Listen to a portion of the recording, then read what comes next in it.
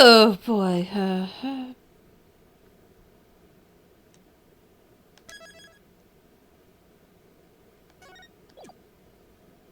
Welcome back, fellow dragons.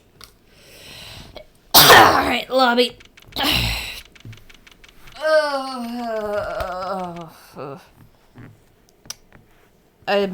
My sick is differently worse. I should be able to read easier, though.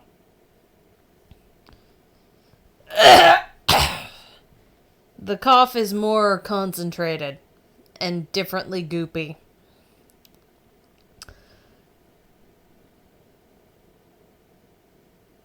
In fact, it's turned from just bronchitis to a straight-up chest cold.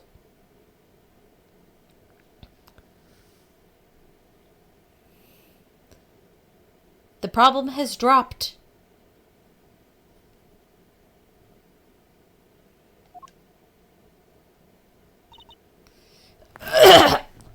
Sorry about all the noises my throat and chest are gonna be making. Why?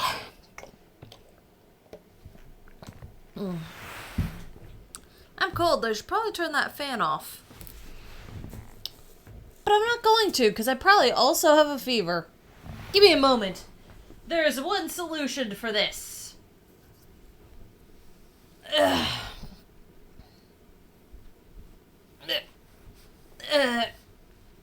If my headphones won't be tangled in it. There we go. Fluffy robe. You can't see the fluffy robe because I don't really do face cam. Partially because I don't like how my face looks usually. Okay.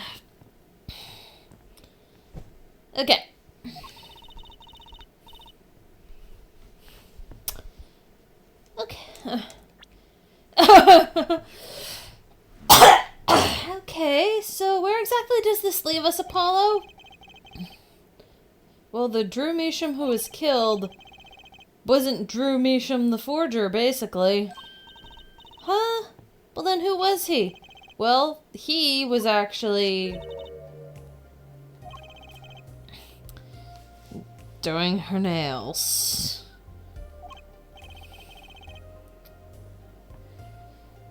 So, you really made those forgeries?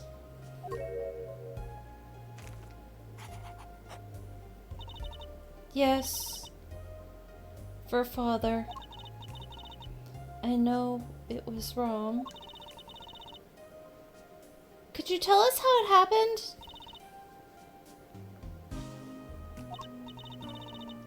My father was a painter. I loved painting ever since I was a child. One day, Father saw it in me. He saw that I had the talent. The talent for making forgeries. How should I say it? It was not only paintings I made. Given the materials, I could make anything. Anything? Father was so proud, and I was so happy. But in the end, I was making those forgeries. I've never had a good constitution nor personality. I know very little of the world outside my door. Now, because of me, Father is... Do you know about this red envelope? I remember that envelope. It was some time ago. So you were already creating your works back then? I started when I was only 12 years old. So, 7 years ago, got it. So the one who figured out the stamp was poisoned, that was... Mr. Justice, it's time. To the courtroom, please. Right. Out of time. Wait, Vera, just one more thing, please. Those 3 paintings in the studio. I painted those as part of my work. Right, see, we checked them out and saw what was underneath. We saw the rough sketches underneath the three finished paintings. I see. Mr. Justice, yes? Father, he knew of you. Of both of you. Your late father? He was watching, gathering information, all about the Wright & Co. law offices. But lately we're not doing just law. Yes, you do tricks, gags to amuse, and play piano. Well, they're not really gags. You and Father had heard you resume the legal business. How pleased he was. Who was Mr. Measham? How am I supposed to know? What if he was Daddy's daddy? No.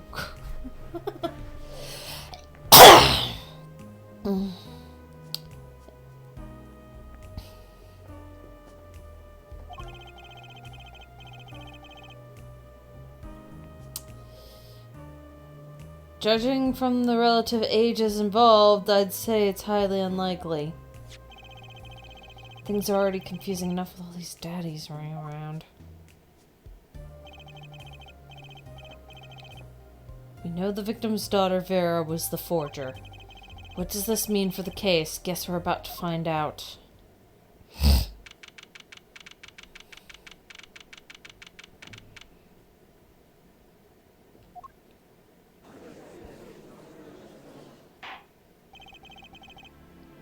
Court is now back in session. Oh, if the thing I remember is the thing I remember, that's bad. Verisum's pretty tense. She's practically chewing her fingernails clean off. Perhaps you could begin by telling us how it all worked. How did you set up this Drew Measham forger persona? Pretty man scary. There's that stare again. She's drilling more holes into his head. I know it's hard for you, but hey, he's a handsome guy. What's hard? Very well, miss, if you would. Did you really make those detestable forgeries? Perhaps you'd rather answer my question? Were you the one who painted that painting? The remarkably similar... Bleh, I should have done vocal warm-ups during the recess. My bad. Were you the one who painted that painting? The remarkably similar one?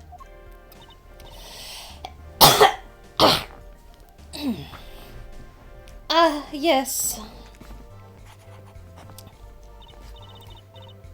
I painted it, yes. Father praised me quite highly for it. So, she was the one who made the forgeries.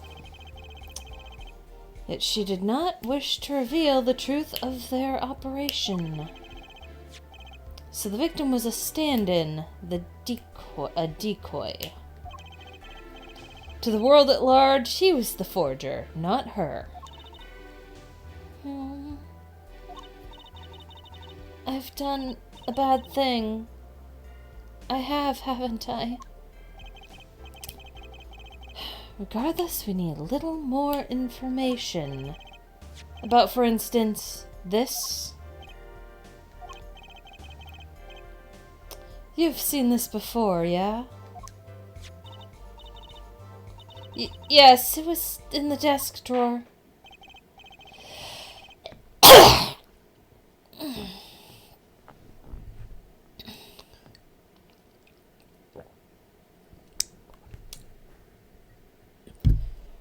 Very well, you may proceed with your testimony.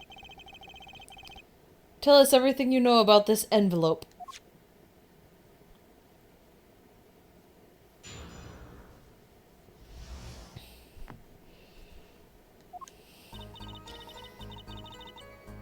I created things and Father sold them. This envelope came after my first work that was other than a painting. Father handled the deal, all of it.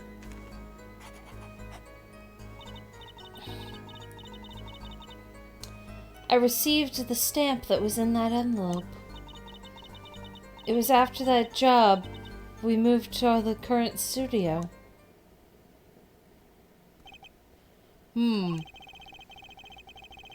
There was certainly much of great interest in your testimony.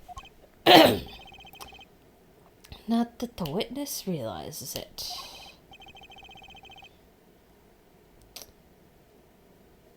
Very well, please begin the cross-examination. Right, okay. I need more information about this forger. This Drew Measham. So press everything. Got it.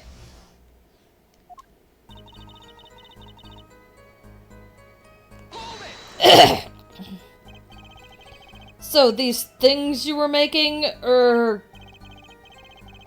you mean paintings identical to other paintings, right?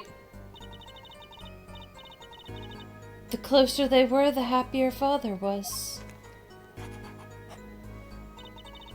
I was happy too. Still, you're quite young now. When did you begin this work?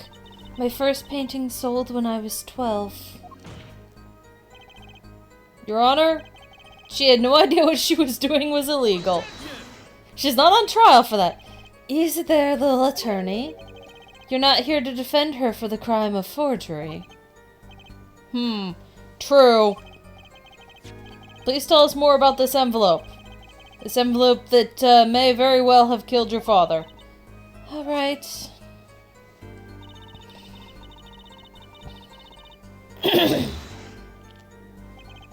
By other than a painting, you mean you'd only done paintings up to that point? Yes. But Father had a realization. He noticed my talent extended to making things other than paintings. For instance, a letter someone had written. Or a fingerprint left upon a cup. Or a signature on a document, a seal upon a letter. Now this makes her sound very innocent at all. And the $100,000 promised in this letter was the start. The beginning of a new industry for Drew Measham. A new industry? The creations of items to be used in criminal proceedings. Forging evidence, in other words. Uh-oh.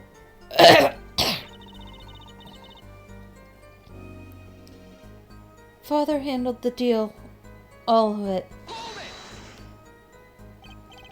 So you didn't know the things you were making... So you didn't know how the things you were making were being used? I enjoy painting very much. I think I understand. The Fraulein has lived in an unusual little world.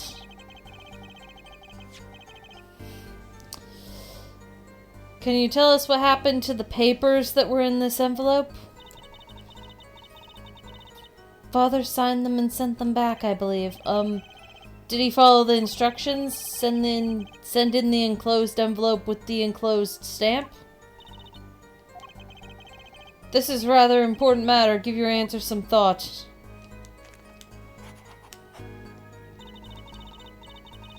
I received the stamp that was in that envelope. What do you mean you received it? Did I do something wrong? You didn't use that stamp because it was dangerous, correct? Deadly poison on the back, atroquinine? A moment, Herr Forehead. You can't force an answer upon the witness. Seriously, objection, leading. Now then, perhaps you would tell me, Fraulein Vera. Why did you receive this stamp? Is something wrong? It was beautiful. Ah, you mean it was one of those commemorative stamps? Yes, I think it was. So you didn't know about the poison?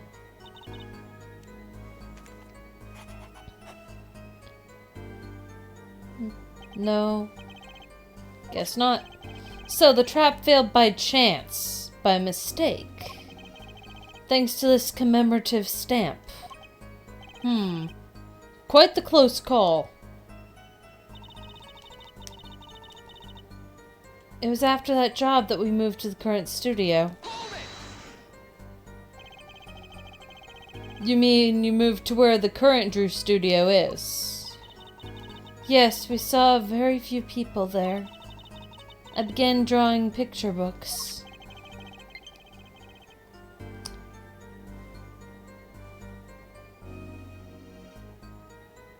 I see the demo I was downloading has finished downloading. I plan on trying that out for a live stream in the future. Probably won't end up playing the full game though. Like at all, probably. Anyway, the single job had tied them to the criminal underworld. I think Mr. Measham wished to reduce their visibility in the world at large. When we had to meet someone for some reason, Father posed as the creator of the work. So that was the real essence of the artist Drew Measham.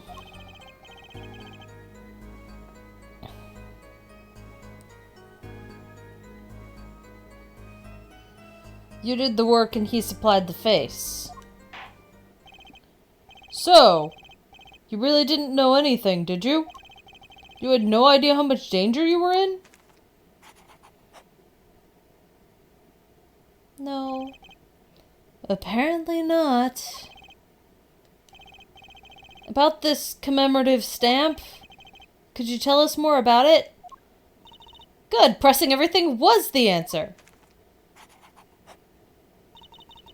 It was very pretty, and more than that, yes? It was a picture of people I liked at the time. This is something new.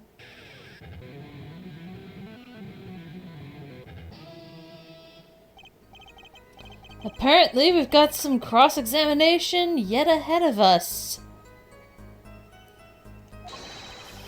If you'd be so kind as to continue your testimony, Fraulein.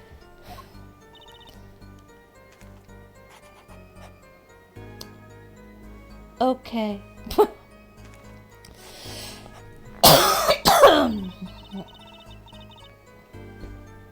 Oh. The stamp was a picture of my favorite magicians, so I kept it. Press? Magicians? I love mysterious things. I always have. Even though she fainted when she saw Mr. Hat? They're confusing mysterious with freaky. Father took me when I was very young. It was a great magic show. I loved it so much. See? See? Isn't magic great? Fine, great, yeah, sure. No need to get all excited. But the magic troupe was disbanded soon after. I was quite sad. Did she just say what I think she said? Magic troupe? Now where have I heard that before? The red envelope came after she'd completed her first job. That makes it a letter from her client, whoever wanted a forgery made. Apollo, we're close. We just have to piece together the parts. Deadly weapon in a red envelope, and the path it took to take Drew Measham's life.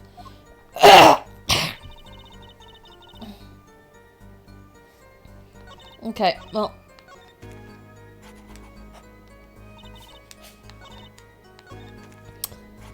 Alright, well. I think we present the ticket?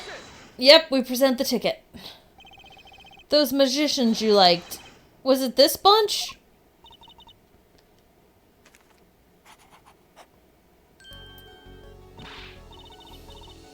Apollo, they're not a bunch. I see. Still, I have to wonder. Why include a commemorative stamp like that in a business letter? Good question. Well, praise stamps are always better, and you can't beat Troop Grimare. But the whole murder plan was a failure because of it. Ironic, don't you think? Prosecutor Gavin? You've got to be kidding me. Prosecutor Gavin? Grimare? What's with Gavin? Might I ask just one question of this witness? In your testimony just now, you stated this was your first work other than a painting? Please tell me, what exactly did you make? Can I ask why? No. Answer the question now.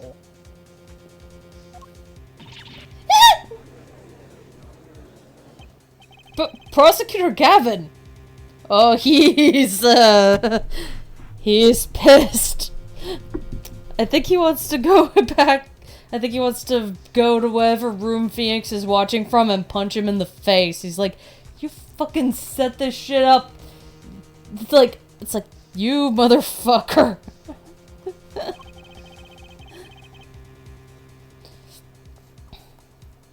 You're not the one whose volume... You're not usually the one... You're usually not the one whose volume concerns me. Yes, it is unbecoming of me. I apologize. But... I must know. Please, Miss Measham, tell me. It was... a book. A single page in a book. A book? Please be more specific.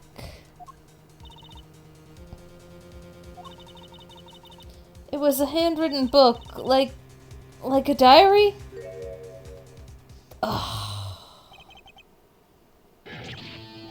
No! I don't know!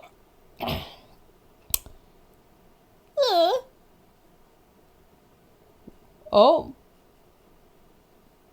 Is he okay? What's wrong with Prosecutor Gavin? He looks like he just saw a ghost. Is he okay? Miss Measham, this book...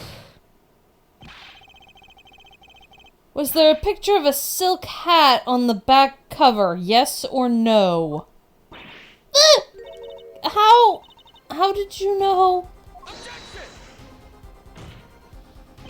Prosecutor Gavin, the defendant is answering all of your questions. Stop being hostile. Stop badgering her.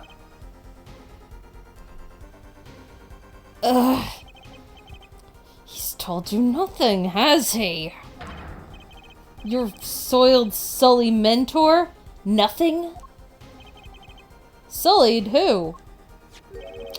Phoenix Wright. Who else? Daddy? He's never told you about the trial 7 years ago? About how he came to lose his attorney's badge?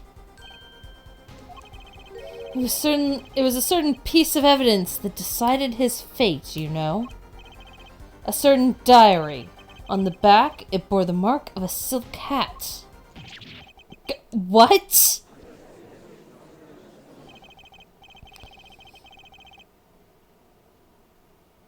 Phoenix Wright tossed out of the profession by false evidence.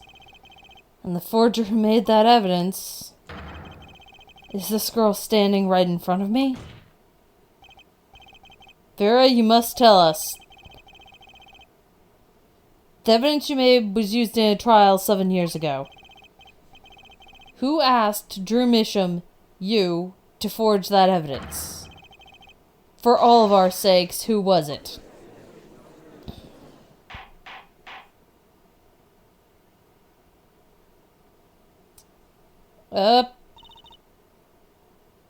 That's really bad.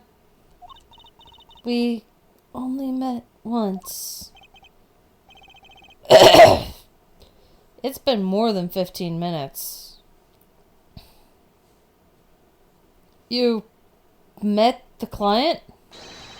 Well, who was it? It was...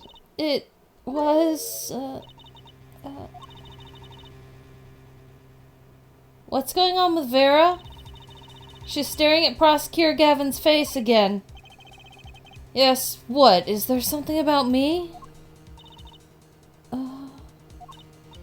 I remember clearly. I remember who gave me the book. The diary. Who was it?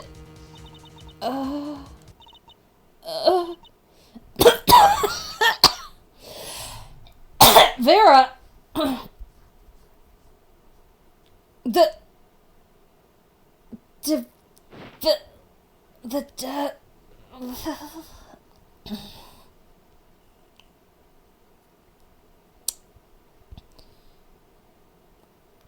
Defendant Vera Misham, condition unconscious, examiner's diagnosis, acute atroquinine poisoning.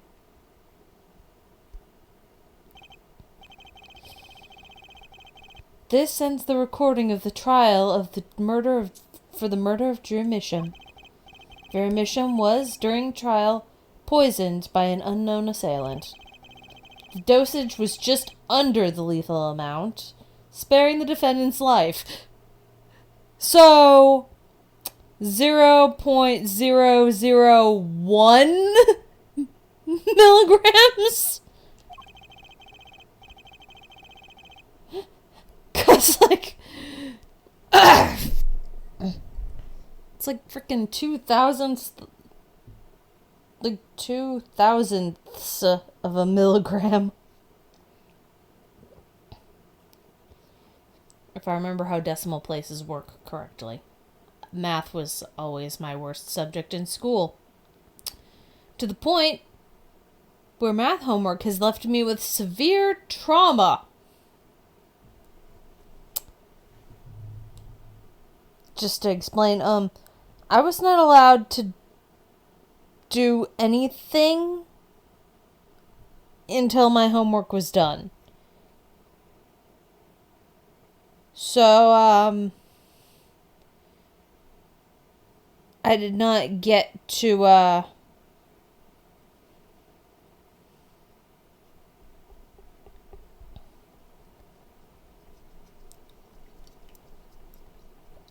did not get to play, I did not get to watch TV, although after a certain point, TV was put on while I was doing homework. Just because otherwise I would get absolutely nothing. I was not allowed to play, I was not allowed to watch TV. Nothing. I was allowed nothing until I finished my homework. Because that's how my parents thought I'd be able to get things done. And, like, help teach me priorities. Except for the math homework I could never manage to get done. Like, from second grade onward, math homework was rough. Like, it always took me way too long. And it just kept taking longer and longer.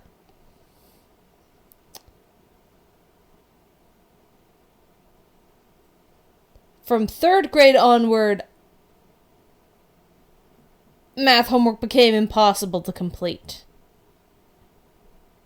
I would either have to turn it in incomplete and end up having to finish it during recess because that's how they punished us for not finishing homework. Or it would be all damn night. Or I'd have to guess and physically just, like, do it raw and just, like, turn it in with wrong answers. And that's kind of what I had to start doing.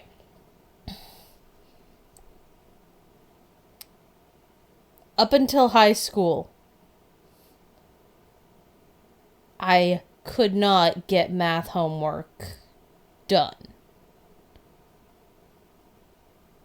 And math was kind of ended up being the only homework I had.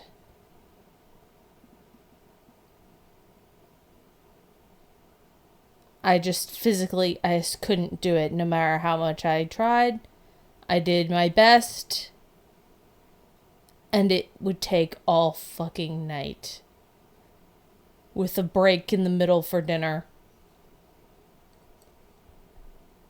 And throughout the end of elementary school and a chunk of middle school, my dad was able to help me with it. Like fifth, sixth, and seventh grade, or fifth and sixth grade, he was able to help, sort of. Fourth grade too, a bit. Seventh grade onward, he was no longer able to help, for a few reasons.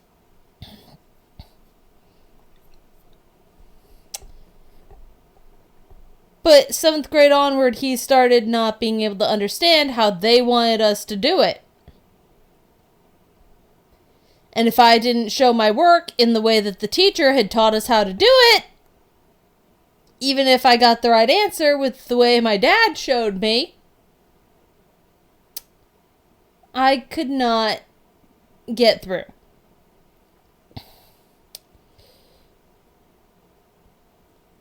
This left trauma so bad that when I was trying to do college and I got to trigonometry and the class moved too fast for me to be able to understand, I had a panic attack so bad that it triggered suicidal ideation. So severe that for the first time ever having that suicidal ideation, I actually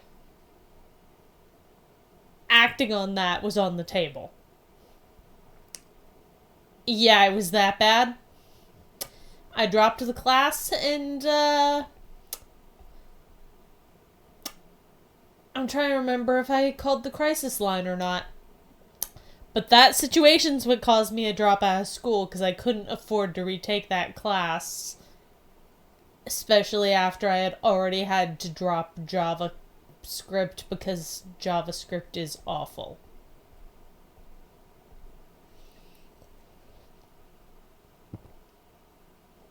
Alright, well. But yeah, no. So, like, my memory of, whether the 3 decimal places is thousandths, because, like, 1 decimal place is tenths, 2 is hundredths, so it should be thousandths. So it'd be 2 1,000ths of a microgram.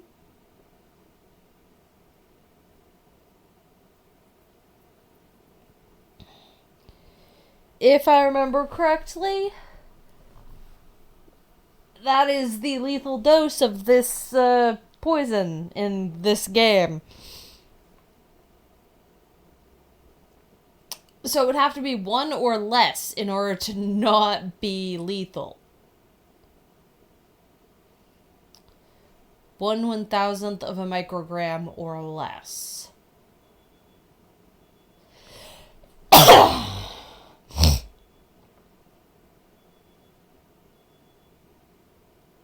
She is currently in the intensive care and is not to be disturbed for any reason.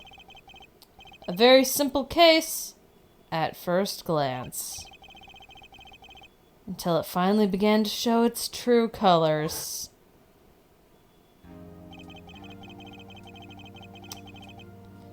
The long road to the truth takes us to the record of another trial.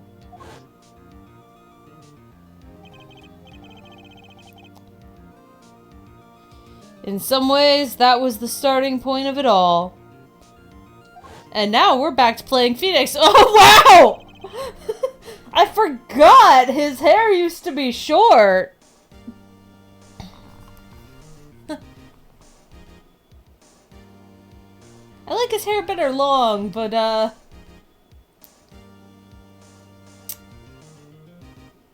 still, very cool. And that is where we must go. Aw, baby Trucy! To find the whole truth. I have to go check on little bro real quick. This has only been going for 30 minutes. We're not stopping yet.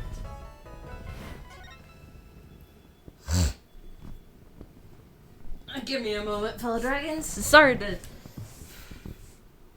whine about the math homework related trauma a bit. Like, seriously. Why is that a thing that my body reacts to worse? Why is that trauma? Why is math homework trauma worse than my parents being dead? Why is that worse? Is it because the math homework trauma was holdover from when I was a child and my parents didn't die till after I was an adult? Because that's still bullshit. One of those things is still definitely worse. Why isn't my grandma dying of cancer when I was a kid in a room just down the hall from me? Why isn't that worse than the math homework trauma? It's weird, fellow dragons. I hate it.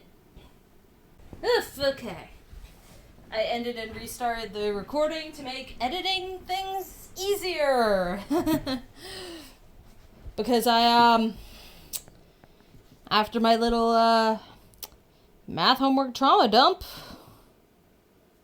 I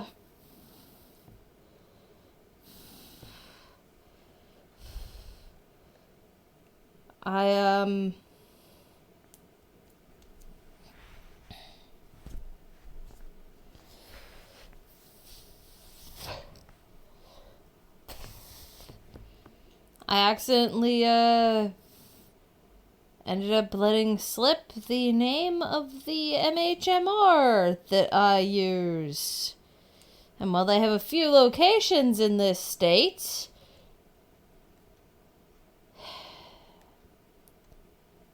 rather not risk accidentally doxing myself. So, yeah, that is getting edited out.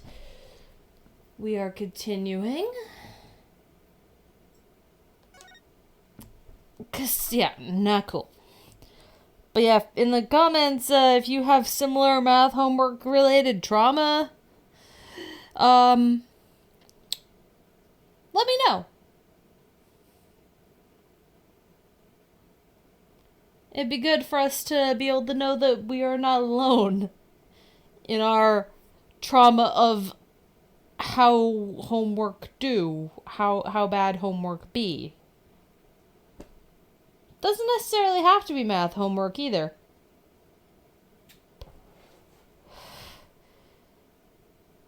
So yeah, we save. Continuing trial phase. This time is 7 years ago. Alright. Flashback to the past and see what we got. Showdown time. Oh. I lost. It's only a game of poker. Game I've played for a long time and only lost twice. Who was the first? The man I killed, of course. Well, seems I found the partner I've been looking for all along over a game of cards. Why, yes, over a game of cards.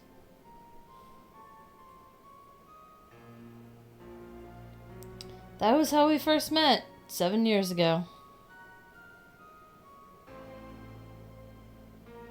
7 years earlier, Phoenix Wright's final trial. Intel Dual Destinies.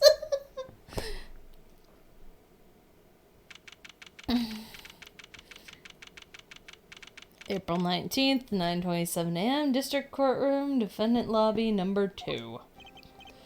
Oh, okay, it's been a long time since I felt like such a rookie. Gotta try to relax.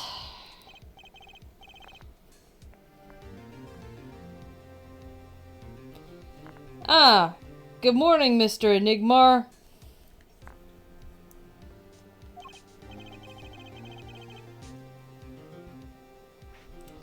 I'm sorry to have sprung this on you so suddenly.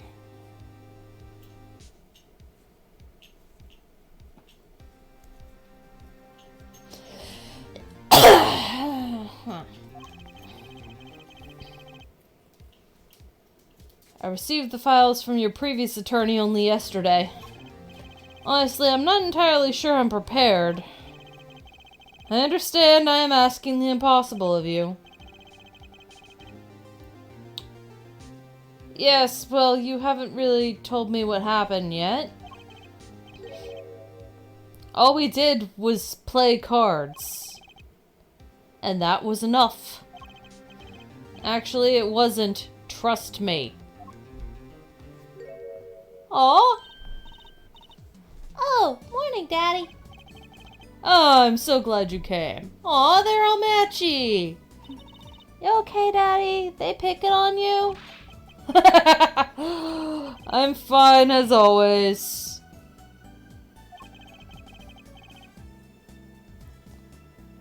This old boy here is here to help me after all. That's young man to you.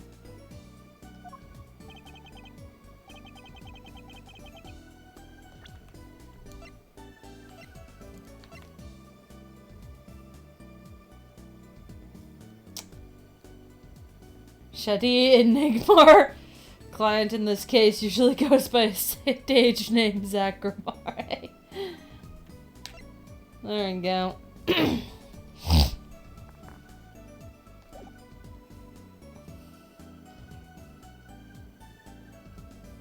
Good morning, that's a cute outfit you have on. Thanks! My first show's today, after all. Oh, I'm sure it is. What the heck is she talking about? Oh, old boy? Huh? Me? Look what he started.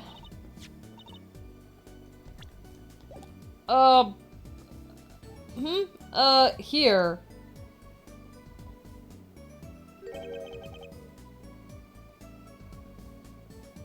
What's this?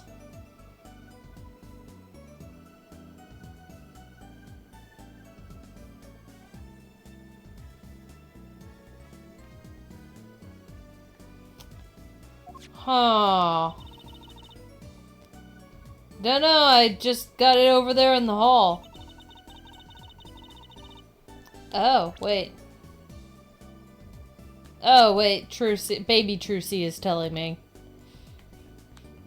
Dunno, just got over there in the hall. They told me to give it to that old boy in the blue suit with the spiky hair.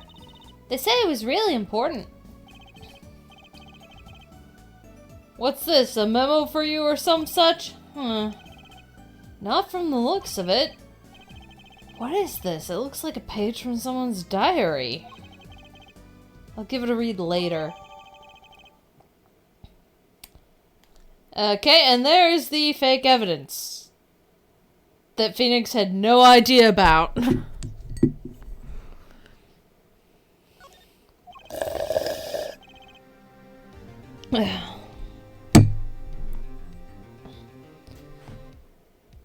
Well, how do you feel about the trial today? We'll get through it somehow. Incidentally, the prosecutor today is a new guy, I hear. Ah, an easy win then, yes? They're calling him a true thoroughbred in the history of the prosecutor's office. Of course, there's one of those every year. The switching of attorneys just before the trial. I know it is a difficult situation I put you in. But allow me to say one thing, Mr. Wright. Yes? They will not be able to pronounce me guilty today. So do your best, but do not worry. First time a defendant ever gives me a First time a defendant's ever given me a pep speech. I'll do what I can. I see you do not understand. You see, it will be impossible for them to declare a verdict. Impossible? Yes, isn't that right, Trucy? Yep, you bet, Daddy. My first look at the case was only yesterday, and the information I was given was a tad bit lacking, to be honest. Still, I'll do what I can for their sake. Okay, crime scene?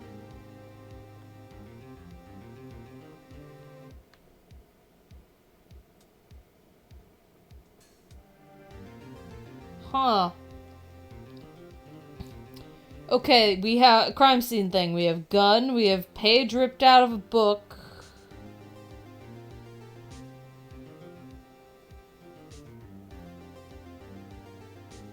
Hole in his head, hole in clown's head.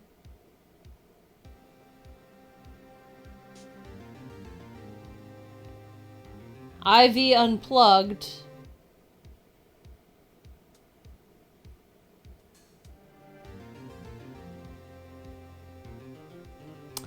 And the stupidest facial hair that I have seen in the last 5 minutes. I'm sure I've seen stupider facial hair in the past. There's a lot of crazy anime facial hair. Cause of death, single gunshot to the head, time of death estimated between 11 and 11:30.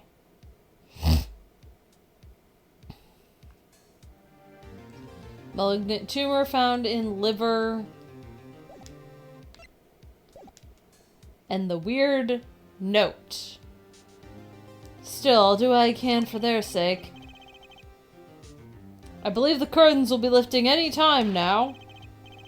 I'm in your capable hands, Mr. Wright. My client is Shadi Enigmar.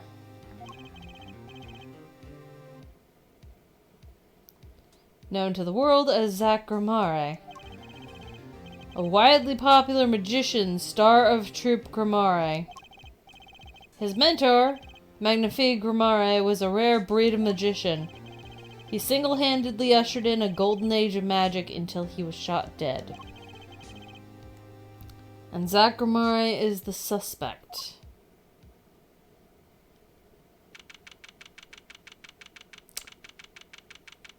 Yeah, I think I'm remembering things. I think the thing I remembered earlier is correct.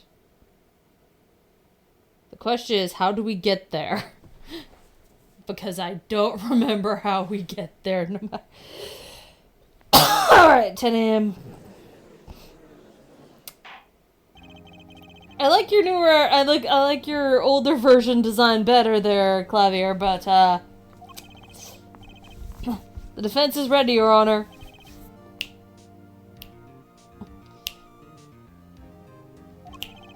Is the prosecution ready? I was just thinking, is this what all the fuss is about? Bit of a buzzkill, really? Buzzkill? Is this some new kind of crime? One of the worst. This is a trial, yeah?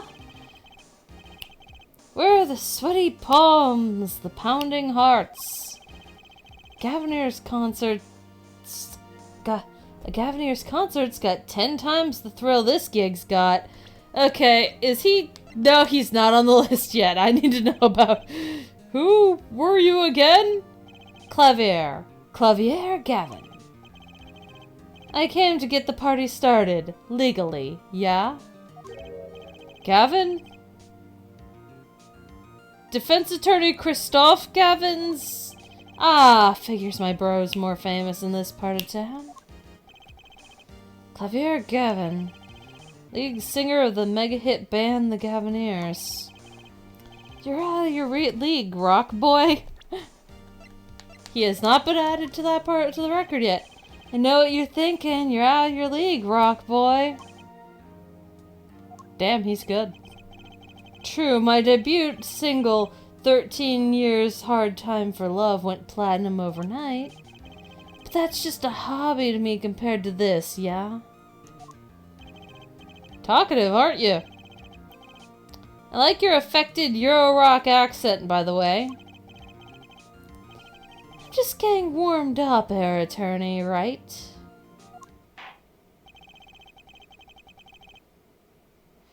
Perhaps you'd be so kind as to fill us in on this case? Act Chung, baby. Time to call the opening act. What was his name again? Ah, yes. Detective Gumshoe? Hit it.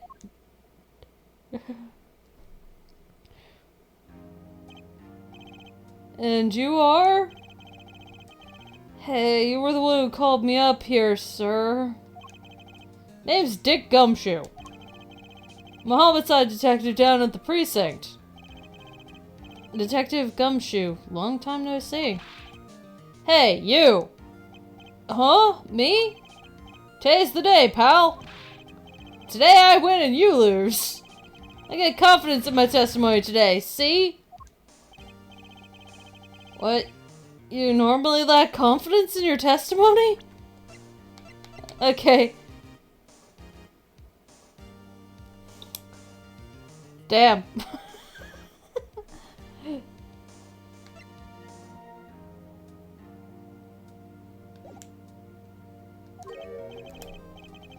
Hair detective, this is my stage. Can the antics. Huh? All this hey Ewing and such. And I could care less about your history together. Very well, Detective Gumshoe, if you would.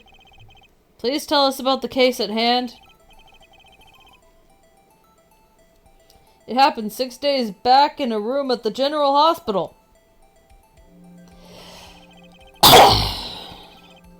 Facts are as simple as they come. Here's the crime scene. Victim was a patient asleep in a hospital bed. Killer comes in, puts a pistol to his forehead, and bam! Lights out. Them's the facts.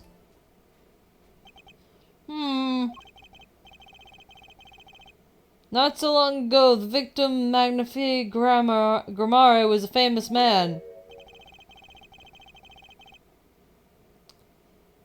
He had the entire country under his magical spell, as it were.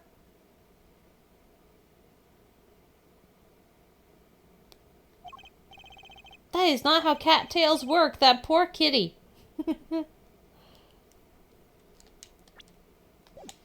Ah, yes, the great magician. He retired years ago, though. Say the name Magnifique to one of my generation, and you'd be lucky to get a blank stare. Yes, though I'm sure the youngsters today know his disciples even better. Dare I say, Troop Gramare has made quite a name for themselves.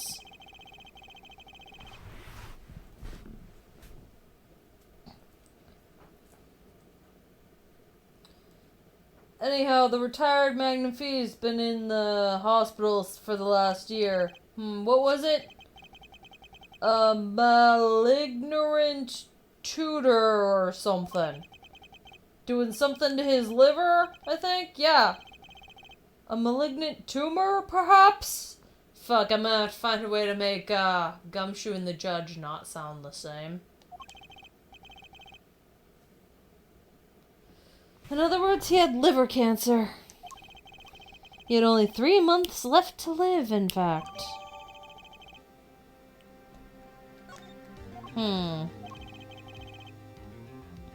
The facts do seem simple enough, but something's not right. The victim was already climbing a 3-month stairway to heaven. Why not wait for him to knock, knock, knock on heaven's door? Why shoot him? I wouldn't have put it quite so lyrically, and certainly wouldn't have quoted older, even older rock bands than you, so...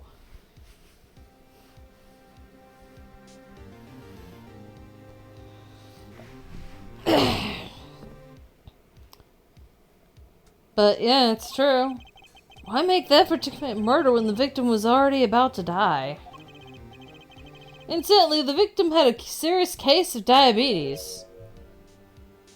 Diabetes on top of liver cancer. Ouch. In fact, he was about to shoot up with insulin.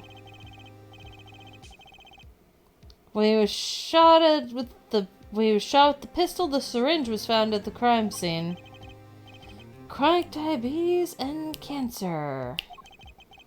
As much as it pains me to say it, the victim was clearly at the end of his life.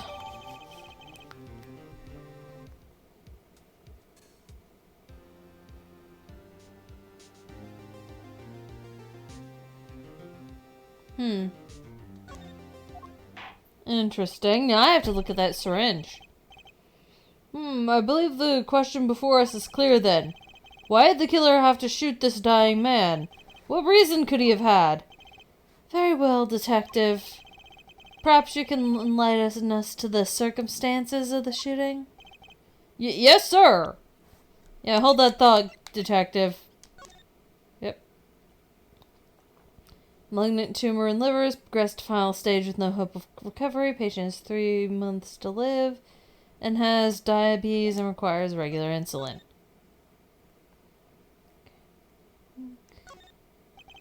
No clues.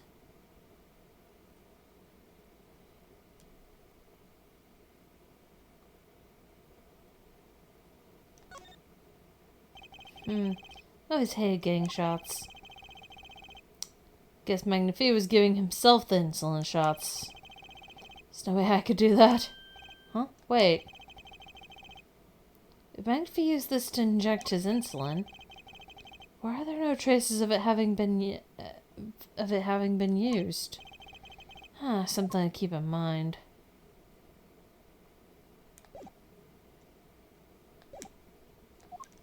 Alright, Gumshoe, now you can talk.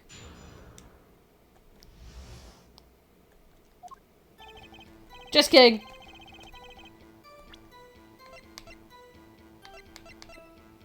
Looking at this again.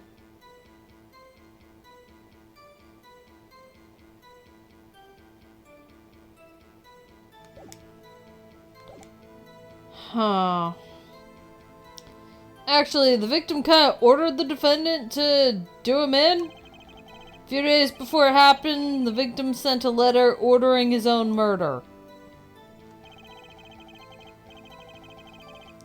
The defendant did what was asked of him and shot the old man in the forehead.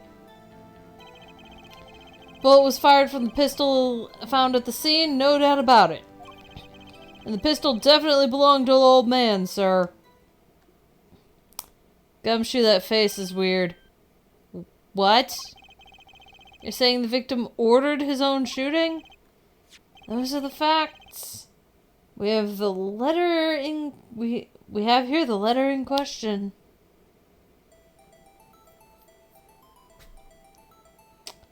Huh. I need to look at that closer. Only give me a second. Very unusual indeed. Huh.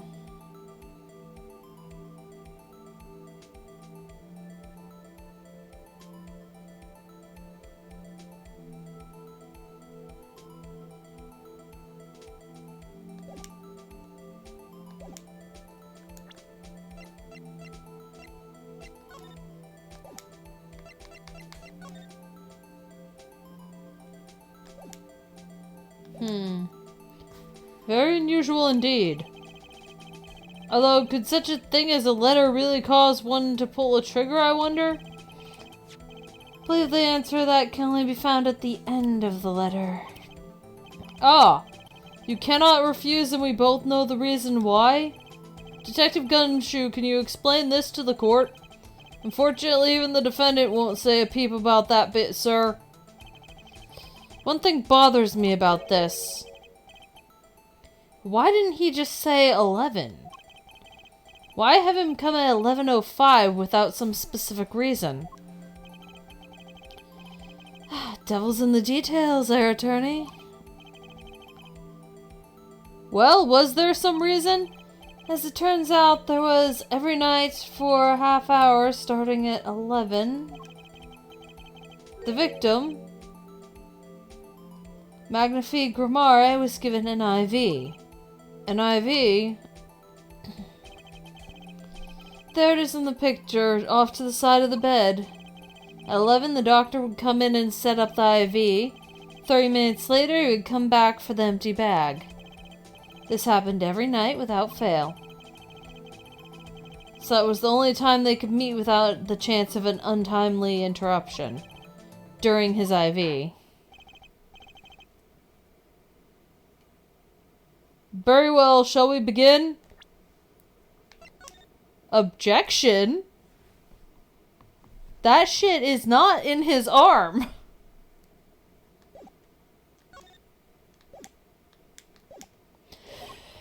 Mr. Wright, your cross-examination, if you would. What's this reason he couldn't refuse, I wonder? He could have at least mentioned it to me.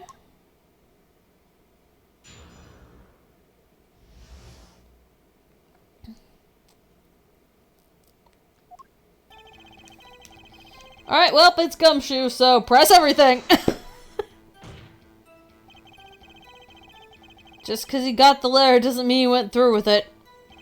Oh? I disagree. Victim was indeed shot in the forehead after all, just as he had commanded. It could be a setup. But let's not be in such a hurry. Maybe we should let the witness talk for a change? Thanks, pal. Fine. I can play it slow as well as I can play it fast. On with the testimony, Detective Gumshoe.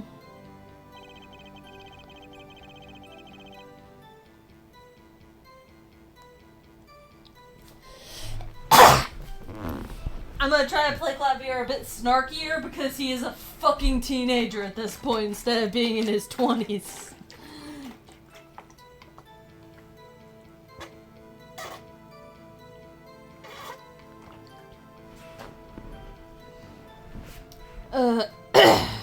Pressing everything. And this letter was sent by the victim. There it is! Got you! You're all mine this time. Huh? I had the handwriting checked out. Of course, it's the victim's, no mistake. Ah, I see. Score 1 for the boys! I didn't lose? I was just ascertaining the facts. Detective Gumshoe, you okay? Did that spin-off game with Edgeworth damage your brain at all somehow? Why am I so annoyed? But a letter ordering your own death? Things aren't what they used to be, I guess. I'm not sure this is exactly commonplace even now, Your Honor. So anyway, I guess I'll keep going while I'm ahead. The defendant did what was asked of him and shot the old man in the forehead. More information, detective. How can you be so sure? Hey, you gotta learn to stop relying on other people to do your thinking for you, pal. Learn to think for yourself. Get that noggin cranking. You failed to grasp the concept of questioning, detective. First, we got this letter. It says, shoot in forehead, loud and clear. I could see that, but I still wouldn't do it.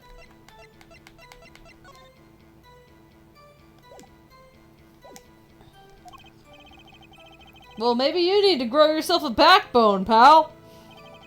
You fail to grasp the concept of shooting people is bad, detective.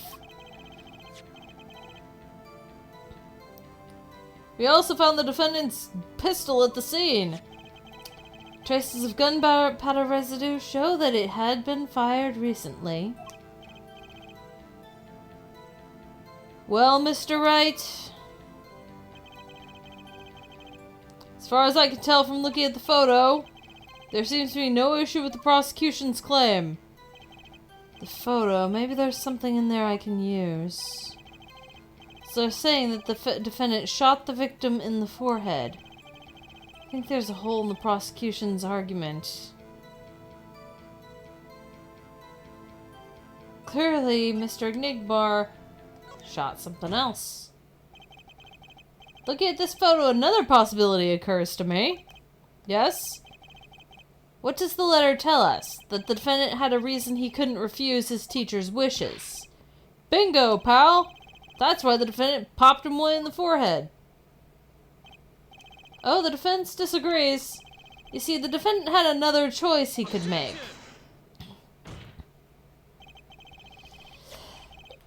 What? And you could prove that with this photo? Yeah, I could prove he had a choice, yes. The defendant might have fired like he was ordered, but he didn't shoot the victim's forehead? Well, let's hear what you're thinking, Mr. Wright. If he didn't shoot the victim's forehead, what did the defendant shoot? Clown. The clown doll? Take a closer look, see? It's been shot in the forehead, too. Ah! There's a hole in its forehead! Yes, and it's a hole in the prosecution's claim. And I suppose you have a reason why? I suppose you have a reason as to why he'd shoot the clown doll? He didn't just shoot the doll, he shot the doll's forehead. His forehead... Ah!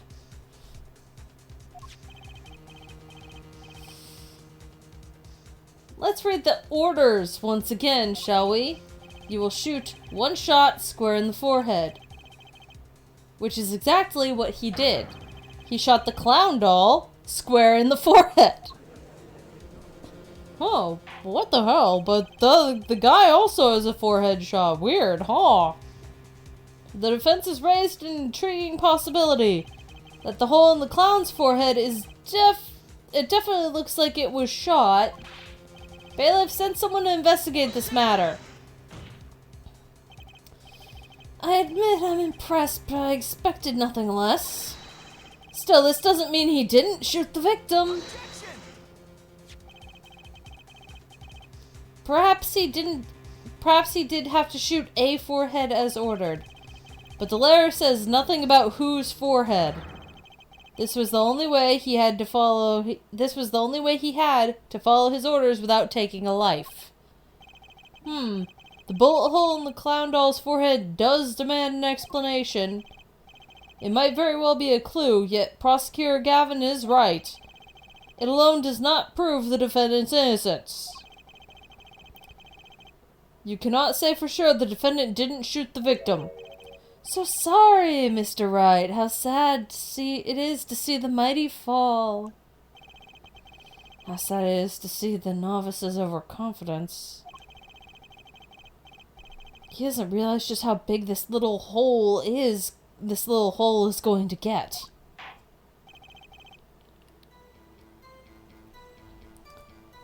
Detective Gumshoe, please take this newfound fact into account as you continue your testimony. So if he shot the clown, he still shot the victim, pal. So let me get this straight. You're saying my client first shot the clown, then shot the victim? Hey, not a bad summary, pal. More of a confirmation than a summary, but whatever. Really more than a that was really more of a confirmation than a summary. But our defense attorney seems pleased enough with himself. Do these people ever miss a chance to mock me?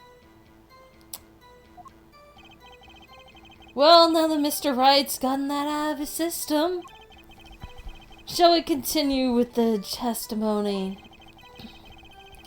Didn't have time to gather all the details before coming in here. This testimony might be the only source, my only source of information. Better pay attention and read this letter carefully.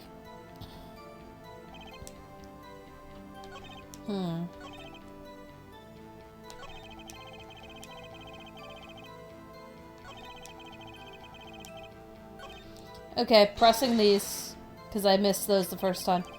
You mean this pistol, the one in the crime scene photo? That's the one! It's a funny looking gun, so there's no mistake in it.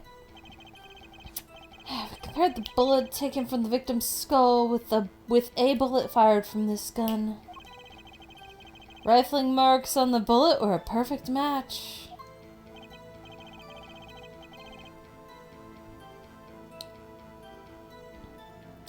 So you verified the murder weapon, in other words. You bet we did! And the pistol definitely belonged to the old man, sir.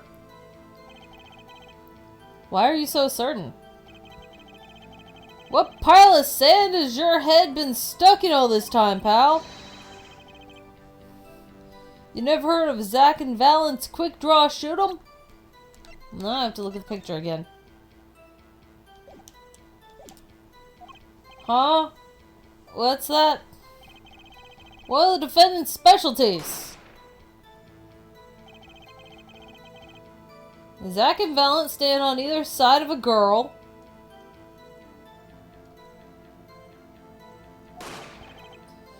Then they shoot. But the bullets don't hit her. Instead, they hit everything else on stage. This was one of the pistols they used in their show. Got a great design, huh? The kids love it. Many boys and girls join the police because of that pistol, I hear. You know, that would explain a lot about the police force. Troop Gamari stopped doing that act a while ago. Old man held on to that pistol ever since. The court would like to see the pistol in question. You got it, sir. Here she is. Well, this is truly a blast from the past. It's a stage pistol for magic shows, see? But it can fire real bullets. Looks so much bigger in real life, though, on TV. Yeah, but it can only hold one round. By the way, the pistol's firing chamber is empty. It shows traces of having been fired recently. Well, in order to check for the rifling marks, it would have had to be fired again recently, so... Anyway, were any fingerprints found on the gun? Unfortunately, no. Of course, the defendant is known for wearing gloves. You might say the lack of fingerprints is in fact a fingerprint of its own. Aha, intriguing point, well made. Whoa, whoa, whoa, not well made, not intriguing. In any case, the court accepts this evidence. Pistol added to the court record. My grandchild will get a kick out of seeing this. But now it's time to return to our testimony. Okay, gotta look. No clues.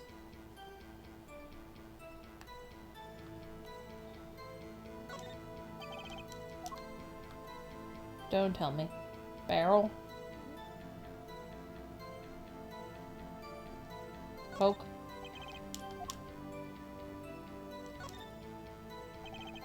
If you look closely, you can see how the pistol is made to bend here.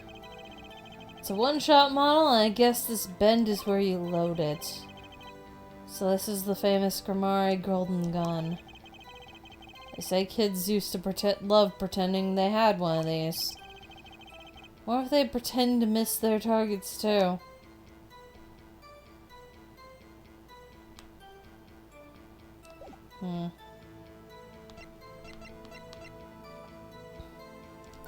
Okay, checking the letter again.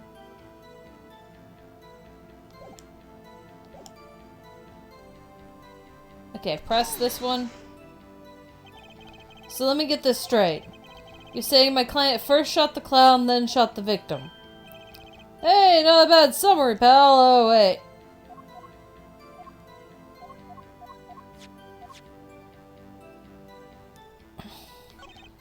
I already looked at that. Okay. You can't!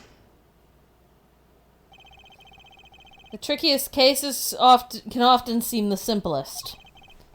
Prosecutor Gavin, you missed the bullet hole in the clown's forehead. If you hadn't missed that, you might have come to a very different conclusion. Understand? Yeah, but just like I said, pal. After he shot the clown in the forehead, he went and did nothing of the sort to the victim. The pistol proves he could not. The murder weapon? How? It's quite simple, Your Honor. The pistol only holds one bullet at a time. Ah. If he had shot the clown in the forehead, he couldn't have shot the victim too. Yarr! That's not a contradiction. Not even close. All he had to do was reload the pistol after the first shot. Oh? Where did he get the extra bullet? They're not easy to come by, you know. If you claim the defendant had one ready, then prove to us how he got it. I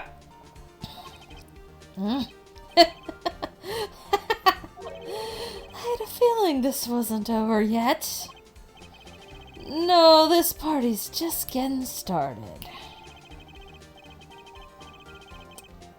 And I haven't proven anything yet, beyond my good looks and startling record sales. An utter lack of humility.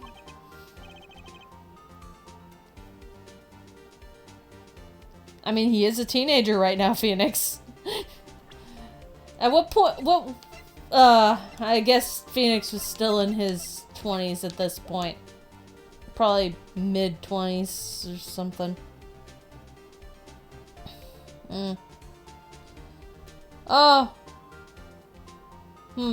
What's this? Seems that the prosecution has another witness prepared. Like I said, our detective was just the warm-up act. Now that the audience has gotten a taste of what's to come, they're ready.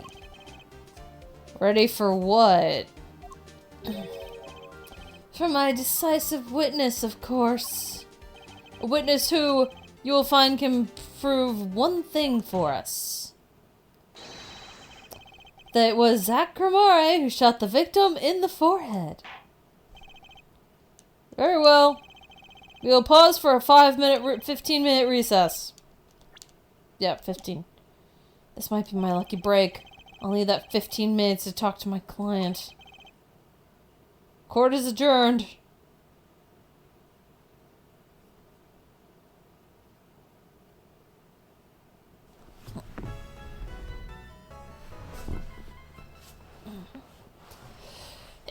Okay. Safe.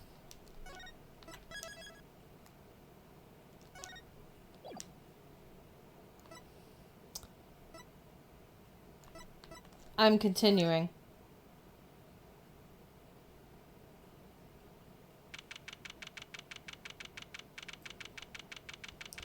April 19th, still. Very impressive, Mr. Wright. I have to say, I expected nothing less. We've only just begun. I was hoping you could tell me a bit more about what happened, actually. I did not think you would believe me if I told you. Better that you discover the truth for yourself. I was thinking of, you know... I was thinking of you, you know? I think we need less thinking and more talking. That night in the hospital, what really happened? Ah, the way your eyes gleam, Mr. Wright. You'll scare Trucy. Speaking of which, where is she? You've seen the problem yourself. The letter. The one shot in the forehead. The one shot in the forehead one, right? Yes, and the reason he speaks of... I could not deny my mentor's wishes, even if it meant my own death. Why not? This is something I will not say, for now at least. What's this for now business? I have done many things in my life. Some well... Some well? Some poorly. But this is a cross we must bear alone to our graves. We? You wanted to know about the night of the incident? Finally, this guy sure likes to take his time getting to the important stuff. Of course, I had no intention of shooting my mentor. I snuck into his room that night at the appointed time, and found there upon his bedside table 2 pistols. 2? Yes. The one I had used on stage, and the one that had been used by my partner, Valent. Oh, for the Zack and Valent's quick draw thing. My mentor had the look of one sleeping. I stood by his bedside, hearing only the light sound of his breathing. Then I took the pistol into my hand. I can't deny that my resolve faltered then for a moment. You faltered? You mean you thought about shooting him? Recall there was a reason I could not refuse his request. His last such request, though not his first. So there were other requests you could not refuse before? To be honest, I've not always been steadfast. I fear I've brought more pain upon Trucy. Was Magnifi coercing his disciples somehow? Just what was going on in Troop Grimare? In the end, I did not shoot him. Instead, I turned and shot the clown. I took the pistol I had fired and placed it in my pocket. In your pocket? I believe if you examine the bullet in the clown's head, you will find it to be different than the one in my mentor. What were those called? Rifling marks? Yes, well. That is all I have to tell you concerning the case. Concerning the case? You mean there's something else you can tell me? You are a fascinating man, Mr. Wright. Thanks? Yes, there is something. My mentor. His eyes opened. What? Magnifi Grimare? The old devil, he was not asleep, you see. Of course, the gunshot would have woken him up anyway.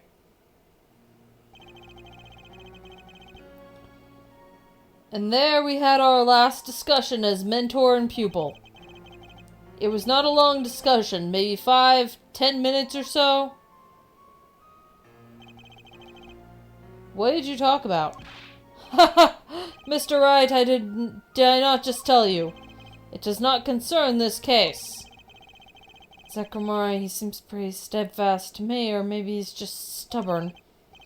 Mr. Wright, your presence is requested in the courtroom. Once again, I am in your hands. Right, let's get back in there.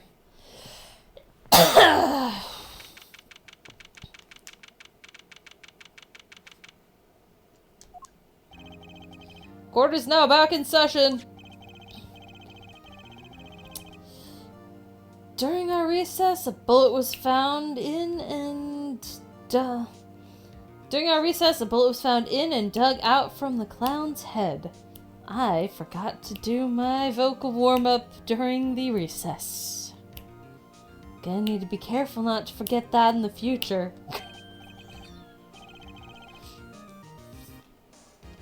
Well, this is news, and the rifling marks? There wasn't time to do a detailed analysis. Though they did find the weapon type matches the murder weapon. Well, that's not very conclusive, is it? Which is why I'm about to call my very decisive witness. Your decisive witness? How many times have I heard those words? I mean, seriously, Edgeworth's used those words. Franziska's used those words. Frickin' Manfred von Karma has used those words so many times, and glad he's in prison forever.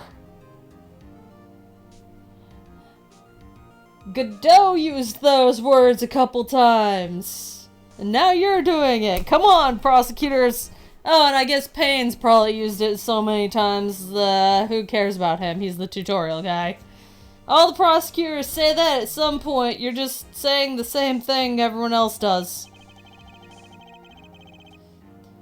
By the way, they often turn out to be far less decisive than you think. Oh, don't worry on my account. I'm quite confident this witness will do the job. After all, he's intimately acquainted with the players in our little production, being the other half of Troupe Gramare's famous duo Zack and Valent Gramare. So we get to meet the great Magnifie's other disciple.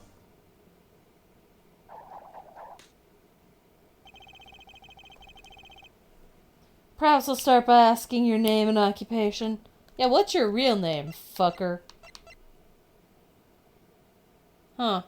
So he's 40 in this. Valent Gramare, magician. And you're the decisive witness, are you? You can prove your fellow student your partner's guilt? Fate, the grand illusion filled with traps and tricks. Wait, the shooting took place in the hospital after 11 o'clock at night. If you're a witness, does that mean you were there that late? If one were to deduce this logically, the conclusion is yes.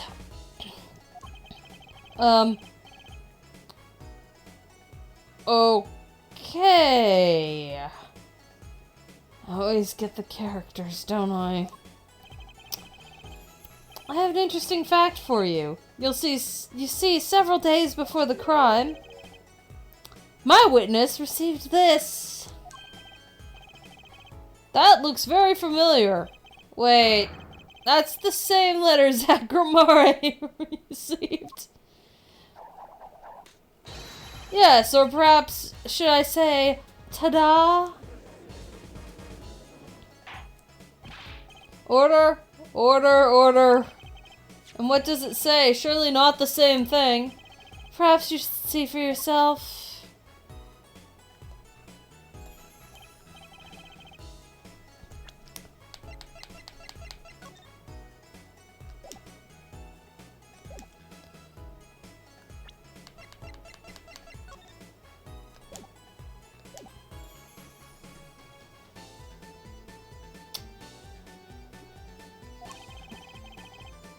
The court accepts this into evidence. This is most unusual. Exactly what is going on? What was going on with you folks? What exactly was your Troupe Gramare up to? By which you mean? I'm just having trouble envisioning a man who would ask his students to kill him. Both of them, no less. It's just my opinion, Air Judge. But from these letters, I'd say he was coercing them, not asking them. We walked the magician's path together, and in so doing, shared much of our lives. When people are so close, there is strain. A warping of relations, you might say. Yet this has nothing to do with the case at hand. Motherfucker, you know it has to do with the case at hand. By which you mean you're not going to tell us. Which makes me wonder even more about this reason they couldn't refuse. Well, let's get on with the testimony for starters. The defendant Zachary stands accused. Tell us why. Oh, I'll do more than that. For where he walks, the red roses rise, singing hymns to the miracle that is magic. Fascinating, though I hardly need time to remind you that the evidence could just as clearly point to you as the suspect. The letter, the murder weapon, and now the 2 bullets found at the scene. In fact, the only difference seems to be the designated time.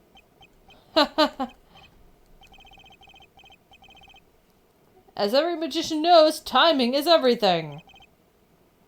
Yes, and now it's time to get this party fired up.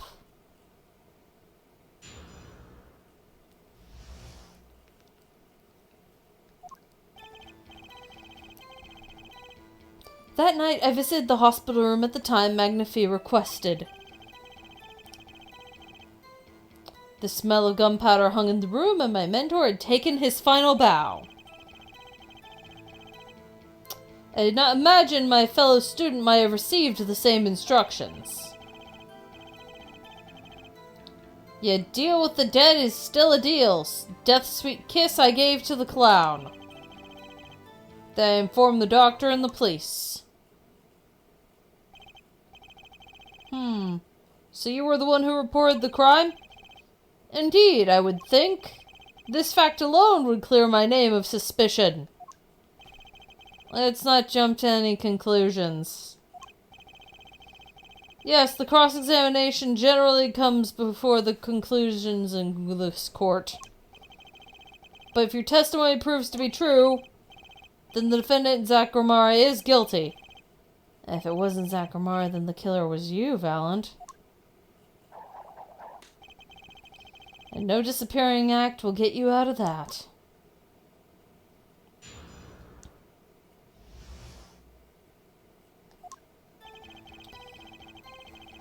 Press everything. Which, according to the letter, was 11:20 p.m. Indeed. In magic, timing is everything. Right. Consider the illusion of teleportation. If I were to appear on stage before my stunt double is left, how would that look? Why, it would reveal the very secrets of my magic. Now that you've revealed the very secrets of your magic for us all, let's move on. You went at the designated time, and what did you see? Valant, how old are you? Oh.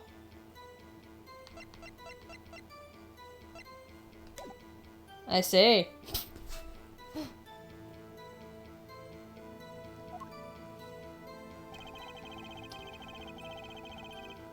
Press. So, you weren't worried for your own safety at all? I mean, you smelled gunpowder, yes, but the shooter was still nearby. I did not consider this, to be honest. It is forbidden for a magician to have a good imagination. Really? Isn't magic all about illusions and imagination? How about this?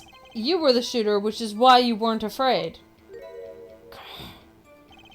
Now you are the one imagining. It's forbidden for a lawyer to have a good imagination.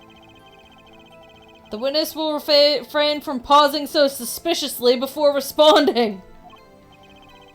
My forbidden imagination is starting to imagine things.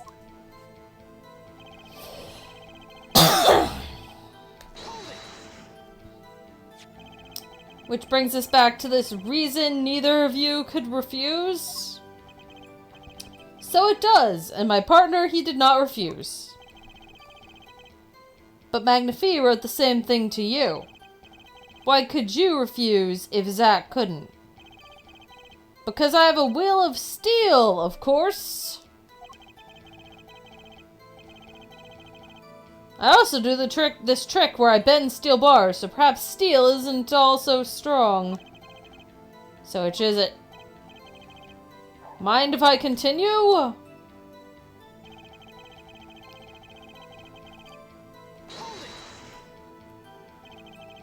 There were 2 bullet holes at the scene, 1 in the victim and 1 in the clown. You're saying the one who shot the clown was you? No doubt my partner Zach has said much the same thing. Yeah, because whoever didn't shoot the clown committed the murder. Better dig around here a bit more and see what turns up. Mr. Valent, let me ask you about something else concerning the crime scene, namely, number of pistols. How many pistols were there when you entered the room? By which you mean what, precisely? 2 pistols were used in the Zach and Valent quick draw shoot 'em, correct? 1 for each of you? You are well informed, yet only one of my old friends sat in the hospital room that night. What did Zach tell me back in the lobby? Of course, I had no intention of shooting my mentor. I snuck into his room that night, appointed time, found there upon his bedside table, 2 pistols. Took the pistol I had fired and placed it in my pocket. I see no problem with this statement. Only 1 pistol is visible in the photograph of the crime scene, after all. So you picked up that pistol and fired it? Indeed I did. Alakazam, alakazing, alakaboom. Is the number of pistols really so important? Quite important. The number of pistols is quite important, Your Honor. Very well. Please add this detail to your testimony. What can I do but obey? Only 1 pistol was in the hospital room that night. With it, I shot the clown.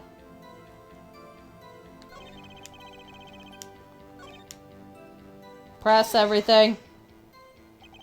So you took the only pistol there and fired it? That's correct. And that pistol was this one, which was left at the crime scene. Good show, I see! You two are a magician of sorts. And you're an idiot of sorts. Do you have any idea what you just said? I see the fire in your eyes as you glare at the witness, so how about heating up this trial a bit? These slow ballads bore me. Got a hunch. Maybe that's all it is. Maybe I should ask about something else.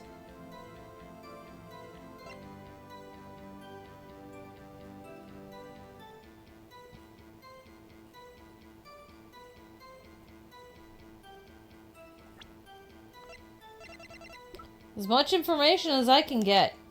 Location of the pistol. Where exactly was the pistol when you entered the room? Top small bedside table as it was, as if to say, here I am, take me into your hand and pull the trigger. Shoot him. The victim clearly wanted to be shot. But why? Perhaps he wanted to go out with a bang. Yet we will never hear the truth from his lips, so all we can do is guess. Is the location of the pistol all that important? Not right now. Nah. Actually, let me ask about something else. Very well.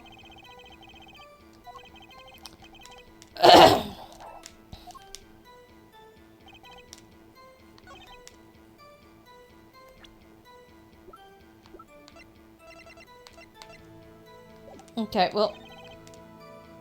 Press.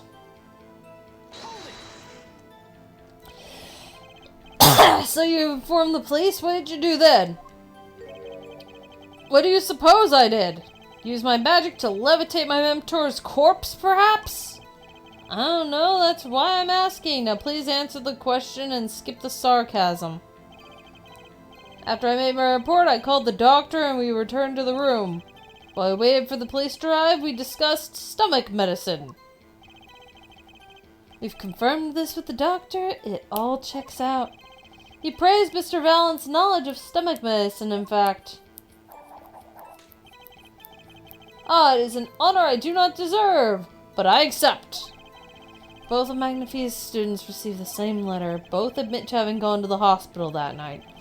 2 bullets were fired and one of them killed Magnifie. Time to find the cracks in his testimony.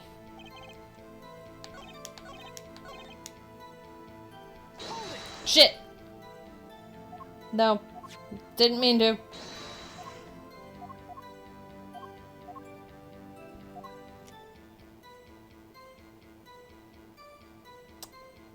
ask about the bullet? I'm not gonna add it to the thing.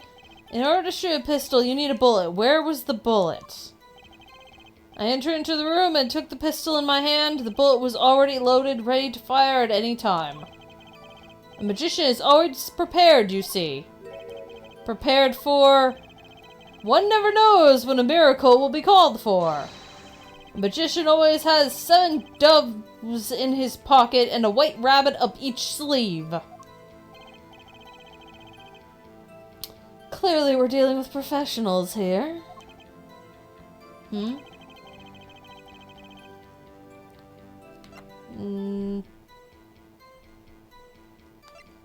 It's important, but if it were without a bullet, we wouldn't have a murder. It's very important.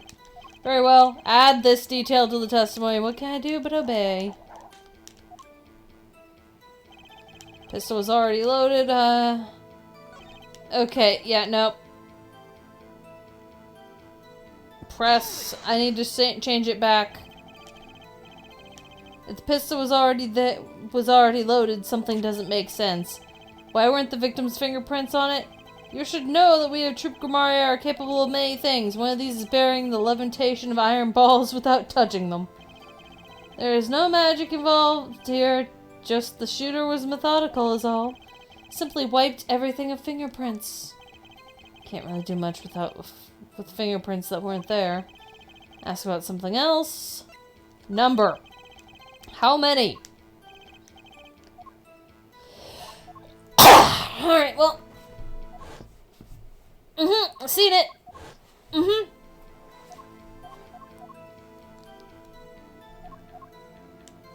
Yep, that's what I needed. I just wanted to see the other thing. Present.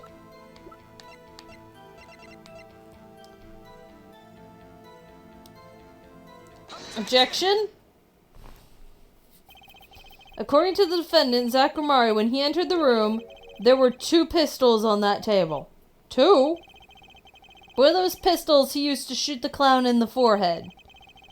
Then he left with it in his pocket. Of course, this is what he would say. Unlike the hapless clown, we must assume our defendant had some brains in his head. But what about what Mr. Valent has told us? You see, there was something about this testimony that doesn't make sense. What might that be? I told you, I took the pistol that was there and shot the clown. That's your story, at least. But the rifling marks tell a different story, Mr. Valent. Recall what Prosecutor Gavin told us. We compared the bullet taken from the victim's skull with the bullet fired from this gun. Rifling marks on the bullets were a perfect match. Ugh! Mr. Valent, if you fired this pistol, then you shot the victim in the forehead.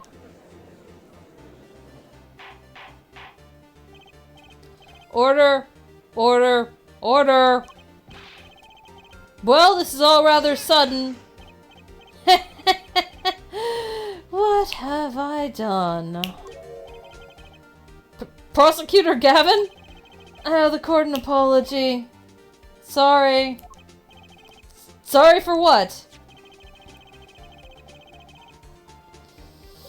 You see, I was unaware that 2 of these unique pistols were crafted.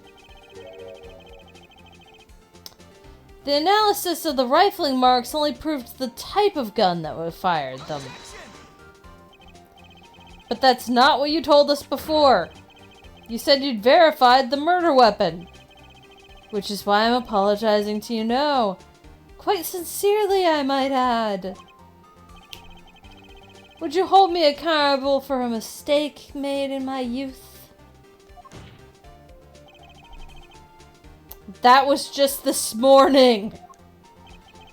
I am still young, old man. And I might add, it wasn't really my fault. Spoken like a true teenager. If the defendant had only admitted he took one pistol from the scene of the crime, we would not be having this pleasant discussion now. Got me there? Valent Cremore? Yes, Your Honor. You were presented to this court as a decisive witness, but you've proven to be more divisive than decisive. There we go. You'll see in time. Testimony so far has been merely a review of the facts. The proof comes next. Care to elaborate, Prosecutor Gavin? When Mr. Valent entered the hospital room, the victim had already been shot. As his next testimony will prove, Herr Wright, the real fight's about to begin. Bring it. Very well, the witness will now testify to the court. Help us determine who shot what.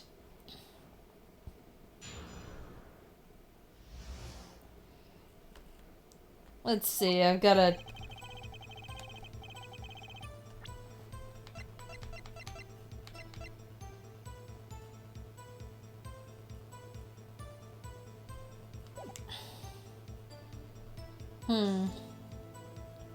Arrived in the hospital room at the appointed time, which is to say 11:20 p.m.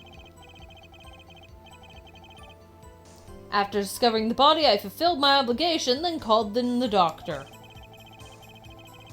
The doctor examined the body before the police arrived. He was quite clear about the time of death, 11:10.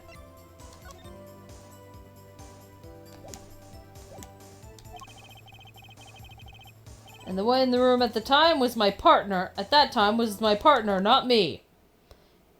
Objection? Unless Klavier here's gonna produce a updated autopsy report. Objection?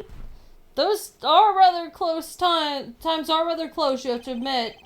You're talking about an alibi established over a matter of minutes. To use a 10-minute discrepancy as the basis of your alibi. It is easy to explain this in this situation, Herr Judge. For example, take our debut single 13 Years, Hard Time for Love. Cue the song, press the play button, and it'll play for 2 minutes 15 seconds. Do it 100 times, the result is the same. Their debut single was only 2 minutes and 15 seconds long? What a ripoff. Magic is a world of utmost precision. Hocus pocus requires admirable focus. And the time of death determined by the doctor, there is an incontrovertible... I really need to I gotta not forget to do my vocal warm-ups before entering the courtroom. Really gotta remember, always do the warm-ups. Incontrovertible truth. Very well, the prosecution warns us that we're dealing with a rather precise times.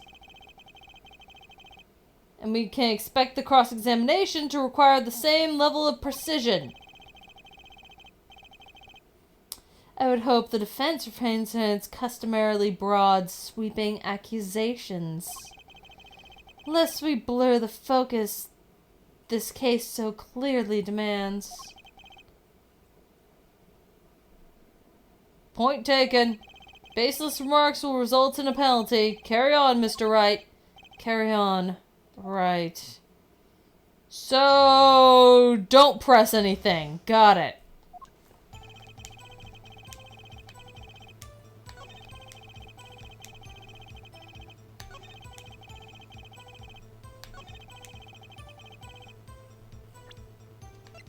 Objection! What?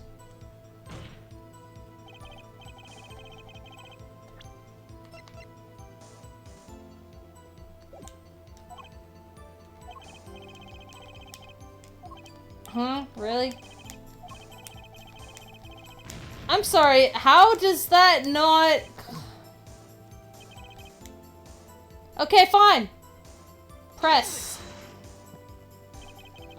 I don't think I'm stepping out on a limb here to say I have some doubts about this. How could the doctor be so precise with the time? We do usually only get an estimated time of death, true. I'm not sure I've heard of a verified time of death.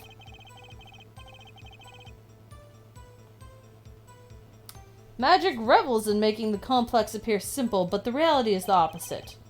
What appears complex in this case is a rather simple matter of subtraction. I see another person has done their arithmetic homework. The point being here, the IV the victim was taking. It's quite visible in the photograph of the scene. Recall what we heard earlier about the victim Magnifi Grammare's schedule. Every night at 11, Magnifi took an IV drip for 30 minutes. I can see the IV bag right there, yes. Now, look a little closer. Follow the tube down from the bag to the end. Ah, the needle's been removed. Doubtless it fell out when he was shot. That would seem to be the case. When the needle comes out, the IV no longer drips. Ah. You can measure the remaining IV fluid. Precisely. IV liquid functions, for our purposes, like an hourglass of sorts. This is how the doctor determined the time of death. From the amount remaining in the bag, it was determined that the IV had stopped 10 minutes after administration began. That's important. That was kind of important given the broad time range, and it made me feel like I couldn't press anything. 30 minutes required to administer full IV. From the amount remaining, IV stopped 10 minutes after administration began. So it was when I, Valent, entered the room. 10 minutes had passed since the horrible crime was committed. And this is proof. Well, Mr. Wright, that's very important. Well, seeing as the biggest clue is we have to the time of death, I'd say it's important. Agreed. It would be hard to imagine a more precise way to determine the time. Behold the power of arithmetic. Very well.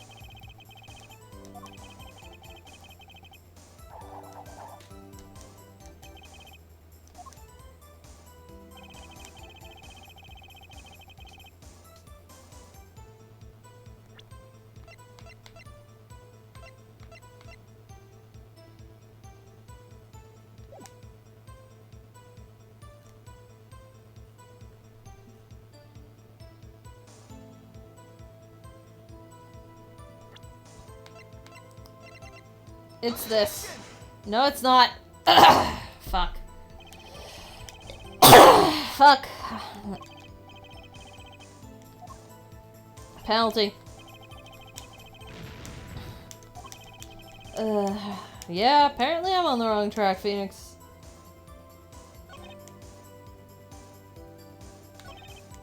Okay, press.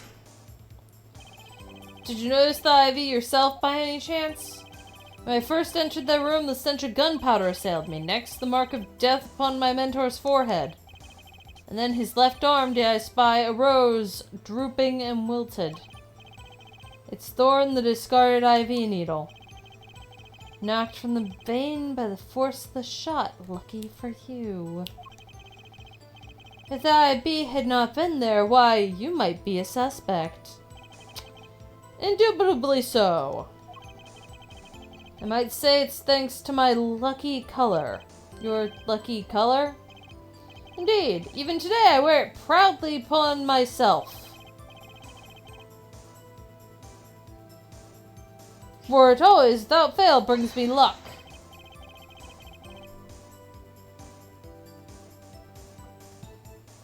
Why, when Zack and Valiant won their first Magician's Grand Prix? Yes. The very one held by the Association of International Magicians. I was adorned in this attire then, too. And our trophy? A bust. Ah, what a day that was. Oh, this is one trip down memory lane no one needs.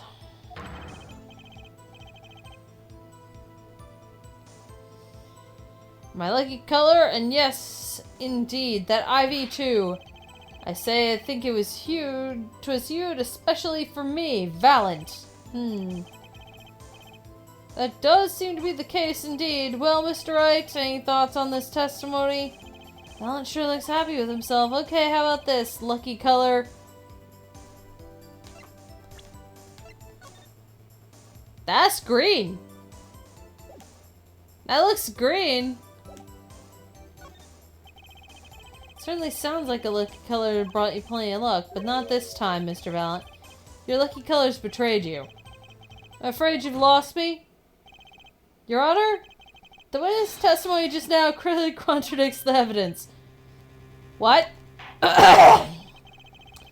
Please recall my warning at the beginning of this cross-examination, Mr. Wright. Baseless accusations will be duly penalized.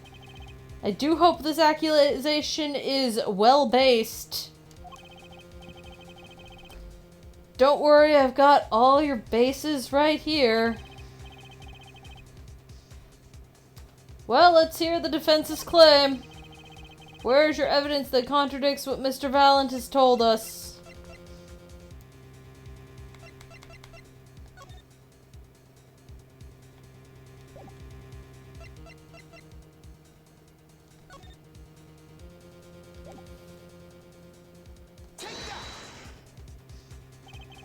The crime scene tells all, Your Honor. The photo of the crime scene?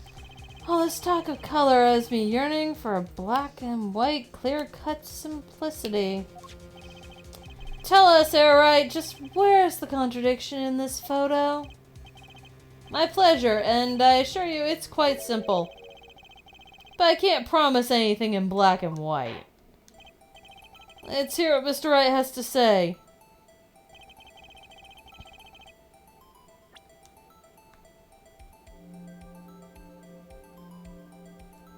The IV? It green. I'm pretty sure that they're gonna say that it's yellow inside the bag. Valiant Grimari, let's get one thing straight about your lucky color. It's yellow, yes? Kind of takes the mystery out of it, but yes. Something wrong with yellow, Mr. Wright? Yes, there is. Decisively wrong, in fact. Take another look at the photo of the crime scene. What's this? Confusion, doubt. Tell us, what do your elderly eyes spy? Even my elderly eyes can see a problem here, Mr. Valiant. Look at the IV bag. Ah! What is this? What?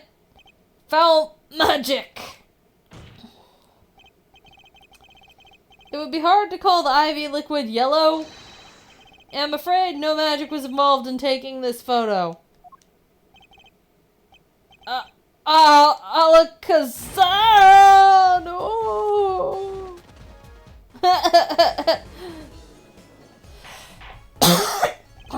Order? Order? Order? What does this mean? This is some kind of mistake. Yes, Prosecutor Gavin, your witness's mistake. The greener they are, the harder they fall. Suppose there's no substitute for experience. Well, now, Phoenix, that's unfair to Prosecutor Payne. What's his excuse? Grimari, as you have reminded us several times, your lucky color is yellow. But the IV is clearly not. Well, this contradiction can mean only one thing.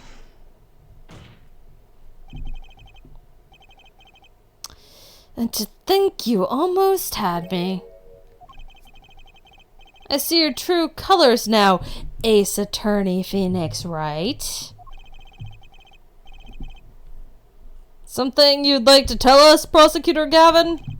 As far as this court can tell, the witness's testimony does contradict the evidence. Yes, a contradiction. One that I shall be pleased to hand right back to Mr. Wright. How do you mean? How? Because the witness has made no mistakes. I agree at a glance, the IV liquid does appear sort of a greenish yellow. But I assure you the liquid itself is quite yellow. Yellow liquid? How can you say that? As far as I can tell from this photo, it's green. The blue bag is making it appear green. But the real issue is, how the fuck would Valent know that? Yes, but what color is the IV bag itself? The bag? You mean the plastic bag on the hook? Looks like I want to say a light blue? Precisely. Figured it out yet?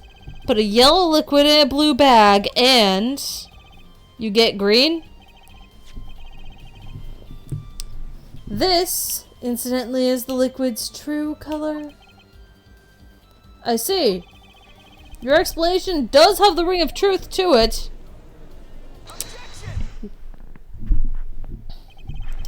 As I thought. There's no substitute for experience, Prosecutor Gavin. What?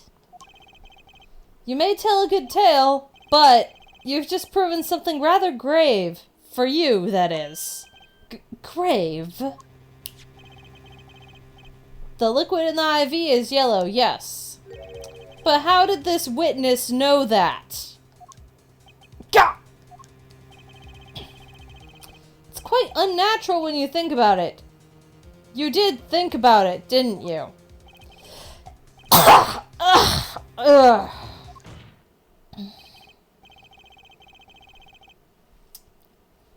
Your Honor, the defense requests an explanation from the witness.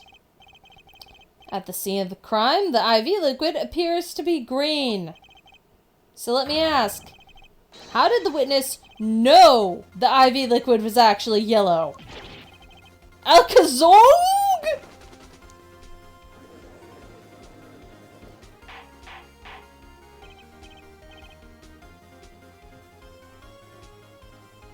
Order, order, order?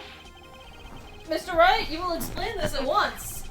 The witness clearly knew the color of the IV liquid. So I'm sure it means something, but what? I can think of only one possibility, Your Honor. The witness, Valiant Grimare, has testified that the IV liquid was yellow because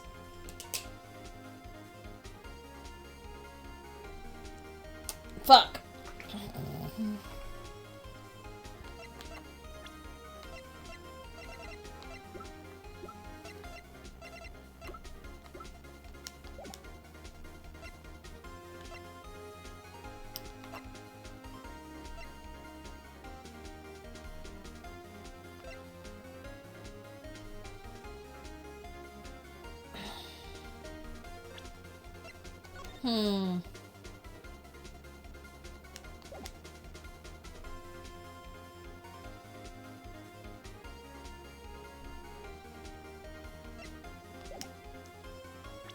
Okay, there's something I need to find out.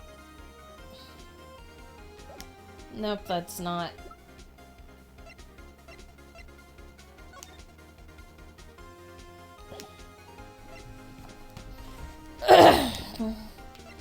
Okay, either he'd seen it before. Fuck. I'm gonna say he knew the color. From the facts before us, the answer's clear. The witness knew that the IV liquid was yellow. Why? Because he'd seen it before. But not inside the blue bag we see in the photo. He saw the liquid by itself in a clear, colorless bag. I suppose he would have had to, but I'm still not clear as to what this means. Ask yourself, Why would he know if he didn't work at a hospital? That's where you'll find the meaning, Your Honor. I'm afraid I find nothing. So what if he knew the IV liquid's color? Leave the getting excited over absolutely nothing to our teeny bopper fans, yeah? The IV liquid's the only evidence proving the time of death. A 30-minute hourglass with 20 minutes worth of remaining sand. Your claim, Prosecutor Gavin? I remember it well. However, there's a critical difference between an hourglass and an IV bag. Wait, I know. An hourglass uses sand, but an IV bag uses liquid. I'm right, right? No, Your Honor. As much as this pains me to say this, Your Honor, no. Unlike the sand through an hourglass, IV liquid enters the patient's body. At which point, like magic, it disappears. However, what if the amount of IV liquid had increased? You couldn't tell, could you? After all, there's no way of knowing how much went in.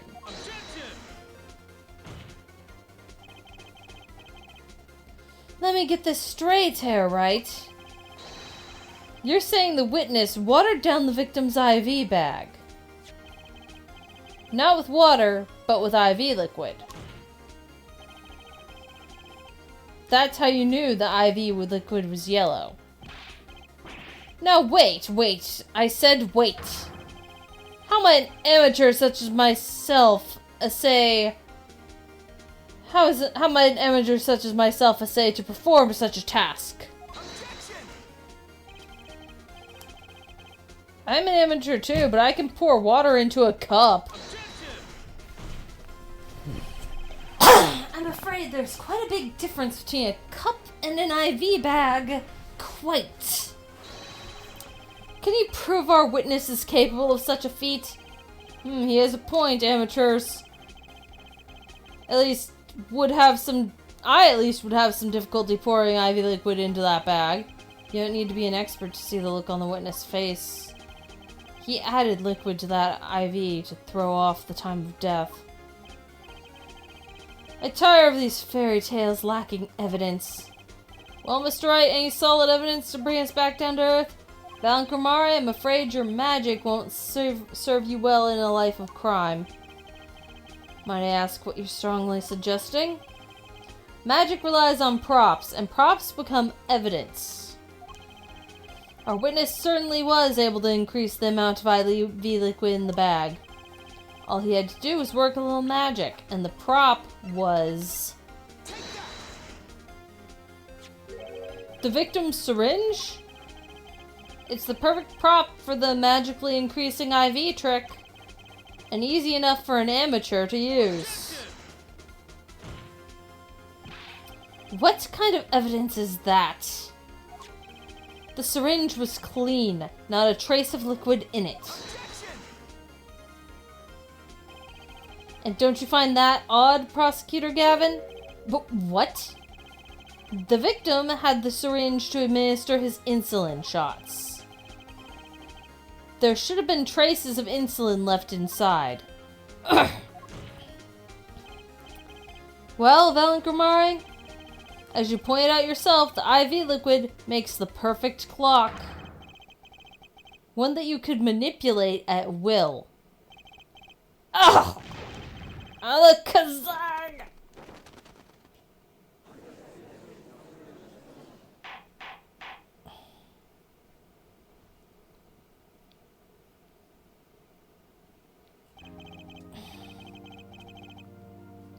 I do believe, well, with this being his first, that the burden of this trial has been a bit too much to bear for Prosecutor Gavin. I'm afraid that while there is a doubt to the amount of IV liquid that was in that bag, The time of death cannot be proven. And that brings our trial to a close for today.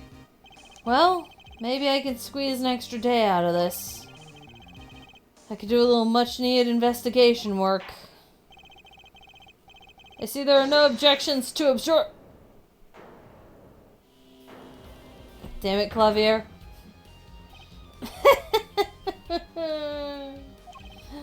Truly, there is no substitute for experience. Nothing blinds one to the truth so effectively. A word to the wise. Underestimate the young and they'll sweep your feet right out from under you. In a way you've never ever expected. You see, I know exactly what you're thinking. What's he talking about? You say the witness used the syringe to manipulate the level of the IV liquid. But there's no proof. There's no proof he didn't do it either.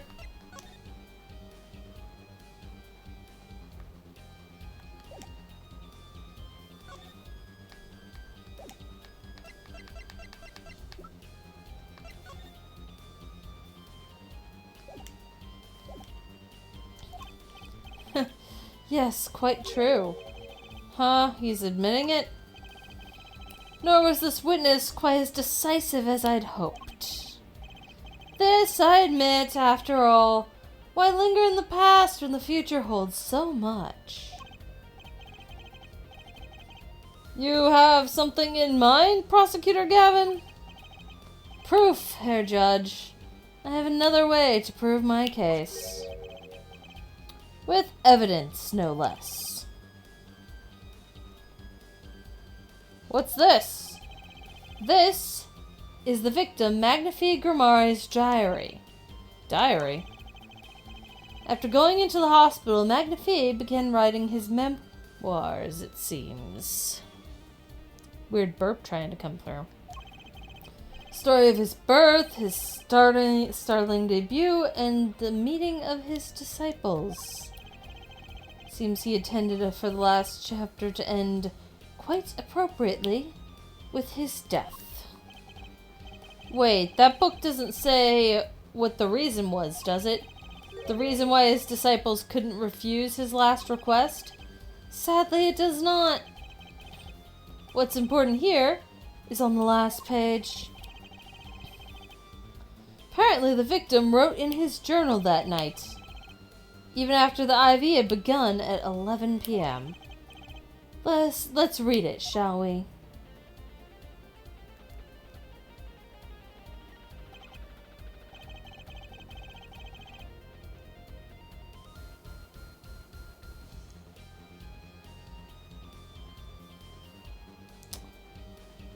Uh-huh. This does appear to have been written just before his death. Aha. The court accepts this into evidence. Written up to just before he died. Read that very last part with particular care.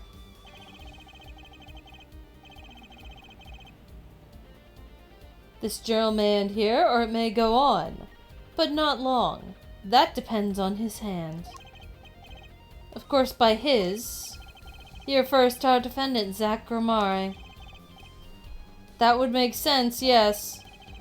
He was the first scheduled visitor, after all. But look at what he said before that. This journal may end here, or it may go on. It may go on. Magnifi Grimari intended to write again, that is, if Grimari didn't pull the trigger. I see the defense understands the meaning of this. The victim's diary does not go on, it ends. Because Magnifi's life was brought to an end by the defendant Zach Grimari. Okay, so 2 problems. 1, there's a page ripped out. 2, we know where this is going. Order, order, order. Prosecutor Gavin, are you quite certain that Magnifi Grimari wrote this? There's no mistaking his handwriting. Well, this does seem to be significant. According to this, did intend to continue his diary. If his diary ended here, which plainly it did not, because there's a page ripped out, then the one who pulled the trigger was the first visitor, Zach Gramare. Well, how do you like me now, Hair Right? Still too green for your tastes?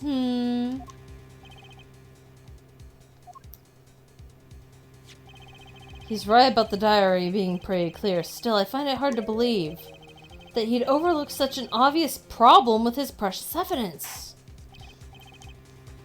Well, Mr. Wright, the witness's testimony we heard was lacking. But put together with this evidence, it seems quite sufficient for a case. If the diary is accepted like this, the trial's over. Maybe it's time for me to show them something?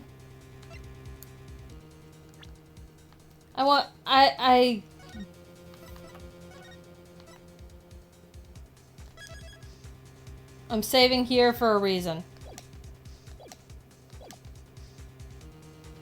I'm not going to show it. I don't like anything about this situation. But the judge is already getting twitchy with his gavel. So I better show them something quick or else. Damn it, it's forcing me. See? I'm left with no other choice but to show my own evidence. What? You have some evidence that overturns this diary? It's not too late to rethink and avoid this Yeah.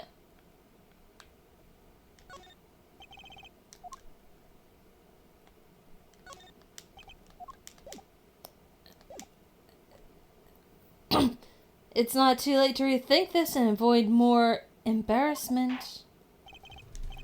Very well, please show your evidence, Mr. Wright. Incidentally, don't even think of showing us this diary I've just shown to the court. Now that we've come this far, I hope you have something a little more decisive. Show us evidence that proves the victim's continued writing in his diary. Alright, I'd be happy to. The decisive evidence proving that the diary didn't end with this page is the fucking diary! I know, huh? This evidence you're saying is decisive? We don't need proof that they might have continued his diary. We need proof that he did continue that diary. If such things exists, of course. Fine. Yeah. It didn't even give me a penalty. It just immediately rolled it back because he can't get a penalty because it's back in time.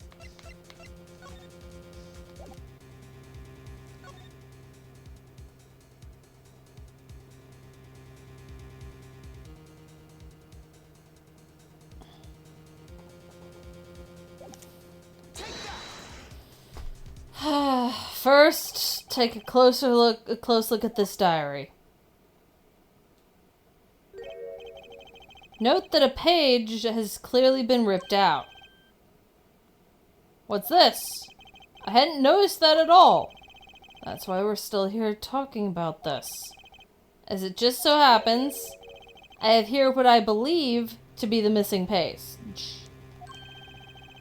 Look, I don't believe it.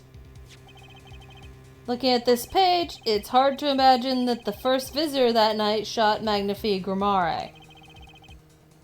That's the defendant's position. Wait, let me see that.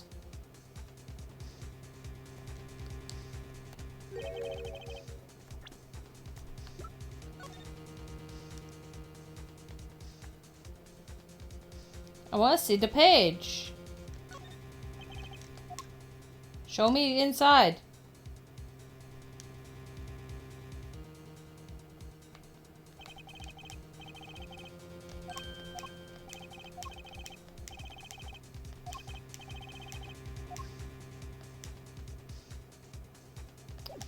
Yeah, it's... Why, this is the continuation of the victim's diary. Why would he write it down like a why would he sign it like a letter?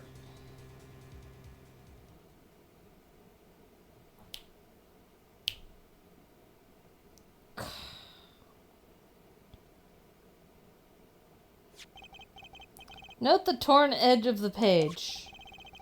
It's a perfect match with the torn remains of the last page in Magnifi's diary. Quite remarkable. Would you care to explain what all this means, Herr Attorney? The diary continued after his first visitor came, which means that the victim was still alive after Zachramari left, leaving no one to take his life but the second visitor. Valiant Grimare. No! No! The handwriting, too, matches that on the other pages. This is, without a doubt, the genuine article. Except it's not, unfortunately. Order, order, order! But, wait, that's impossible! The old man couldn't have written that.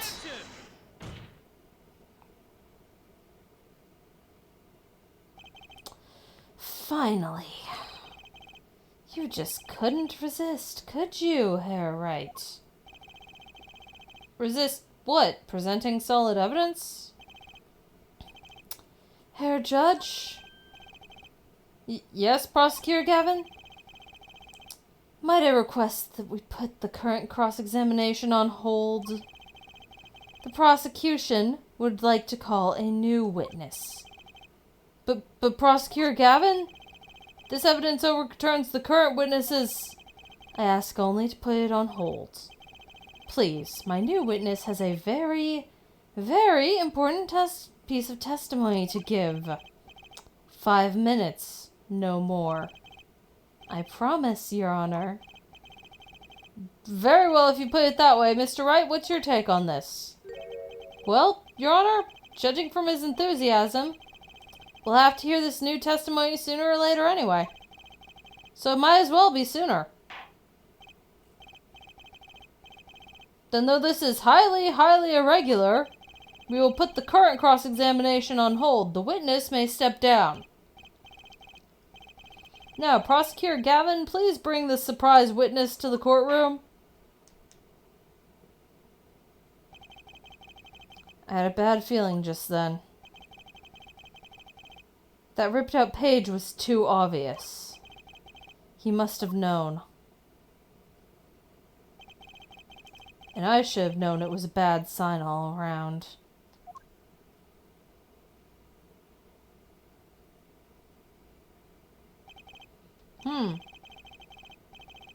Holding trial with no audience is a first, even for me, Prosecutor Gavin. I beg the court's understanding. But I had to make a judiciary deal with the witness to secure his testimony. A judiciary deal? The details of his testimony may have some legal ramifications, shall we say. If I had best to contain the information to this room. Very well. And you are the witness, I gather? Oh, yes, sir. State your name and occupation for the record. My name's Drew Measham. I'm a painter. A painter, and you're somehow related to this case? No, well, not per se. I have one simple question for this witness. Mr. Measham, was it? Do you know what this is? Oh, yeah. I know it well. How is that possible? Have you seen this diary page somewhere before? Oh, yeah, I mean, I made it. You... What? You made it? Yes. You might call it one of my works. The prosecutor's office received a tip-off yesterday. Illegal evidence has been prepared for the trial of Zachramari. Illegal evidence? I initiated an investigation and found this witness. A painter to the world at large, Drew Measham has another side, you might say. He's skilled in making perfect reproductions of certain things. Forgeries, in other words. Forgeries? Well, so we are to understand that this page here is a fake prepared by a certain defense attorney. Hold it! I didn't prepare this evidence. Ah, the attorney speaks. Something about this page, I presume. But what is he saying? It makes no sense. After all, it was you who presented this evidence to us, Phoenix Wright. Witness, or Mr. Measham, was it? Who requested this forgery? Who was your client? That... I don't know. What? Most of my clients prefer to remain anonymous, even to me. I make the items they want and receive my payment. That's the extent of my contract with them. But there's no proof that this is a fake. It's a fake. Huh? To avoid just this sort of problem, I always put a special mark on my works. I can say without a doubt, this is mine.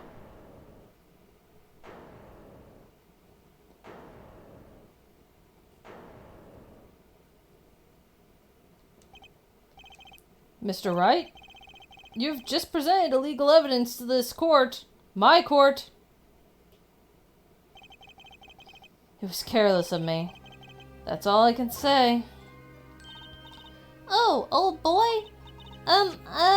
Here. What's this? I don't know, I just got it over there in the hall. They told me I'd give it to the old boy in the blue suit with the spiky hair. They said it was really important. It was all a trap, a fatal trap. Mr. Wright? Yes? Do you have an explanation for yourself? If I did, would the court hear it? Probably not. Forging evidence is a serious crime, and presenting it in court is a serious mistake. A fatal mistake for an attorney. Fatal too, perhaps for your client, I fear. Tell me, what kind of defendant relies on forged evidence? The answer is quite clear. A guilty one. Your Honor, wait. I understand that presenting forged evidence in court is a serious crime, but you cannot hold my client responsible for actions I undertook as an individual. I'm sorry, Mr. Wright. Your Honor? Another close call, I dare say. If the prosecution's office hadn't received that hot tip, everything would have gone the way you wanted it to, yeah? I even gave you a chance. Too bad you decided not to think before embarrassing yourself. The game would not let me make any other choice because it's events that already happened.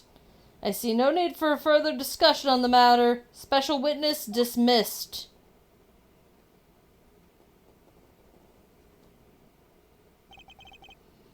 Mr. Attorney? Yes? Could I ask your name? Phoenix Wright. Mr. Wright. I have seen and studied many people, but none like you. I'll remember you, Mr. Wright.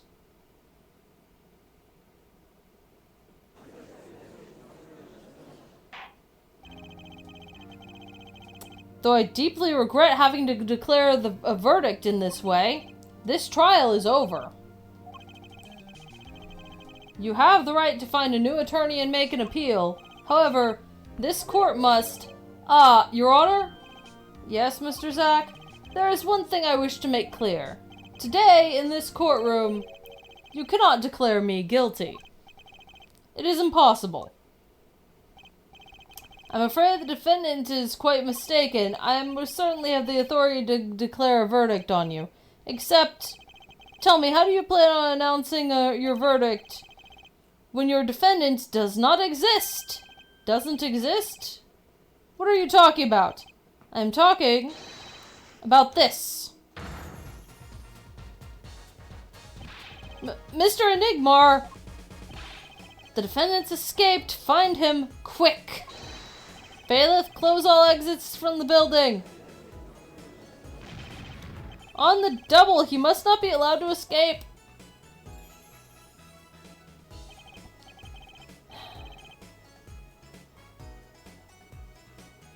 That day in that courtroom, a miracle occurred. The defendant, Shidi Enigmar, aka Zach Grimare, did not just escape from court.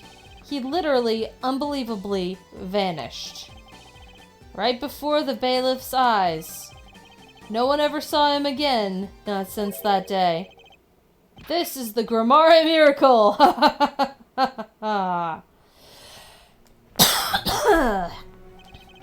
No verdict was declared. After all, the defendant didn't exist. That's how it happened.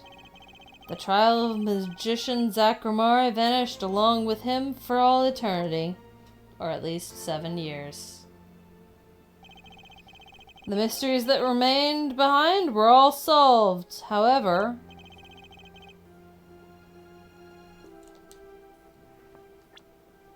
but not until 7 years later. That's gonna end this episode, fellow dragons.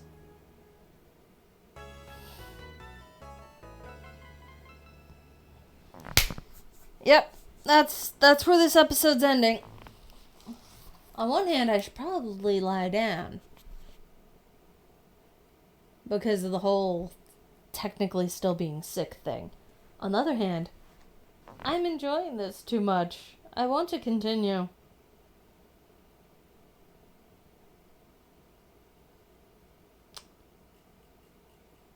We'll see what happens. After I stop recording, I'm gonna take a brief break.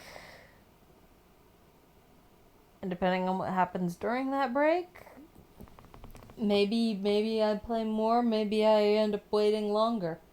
Either way, you'll see this next week. Unless something has gone wonky with the schedule.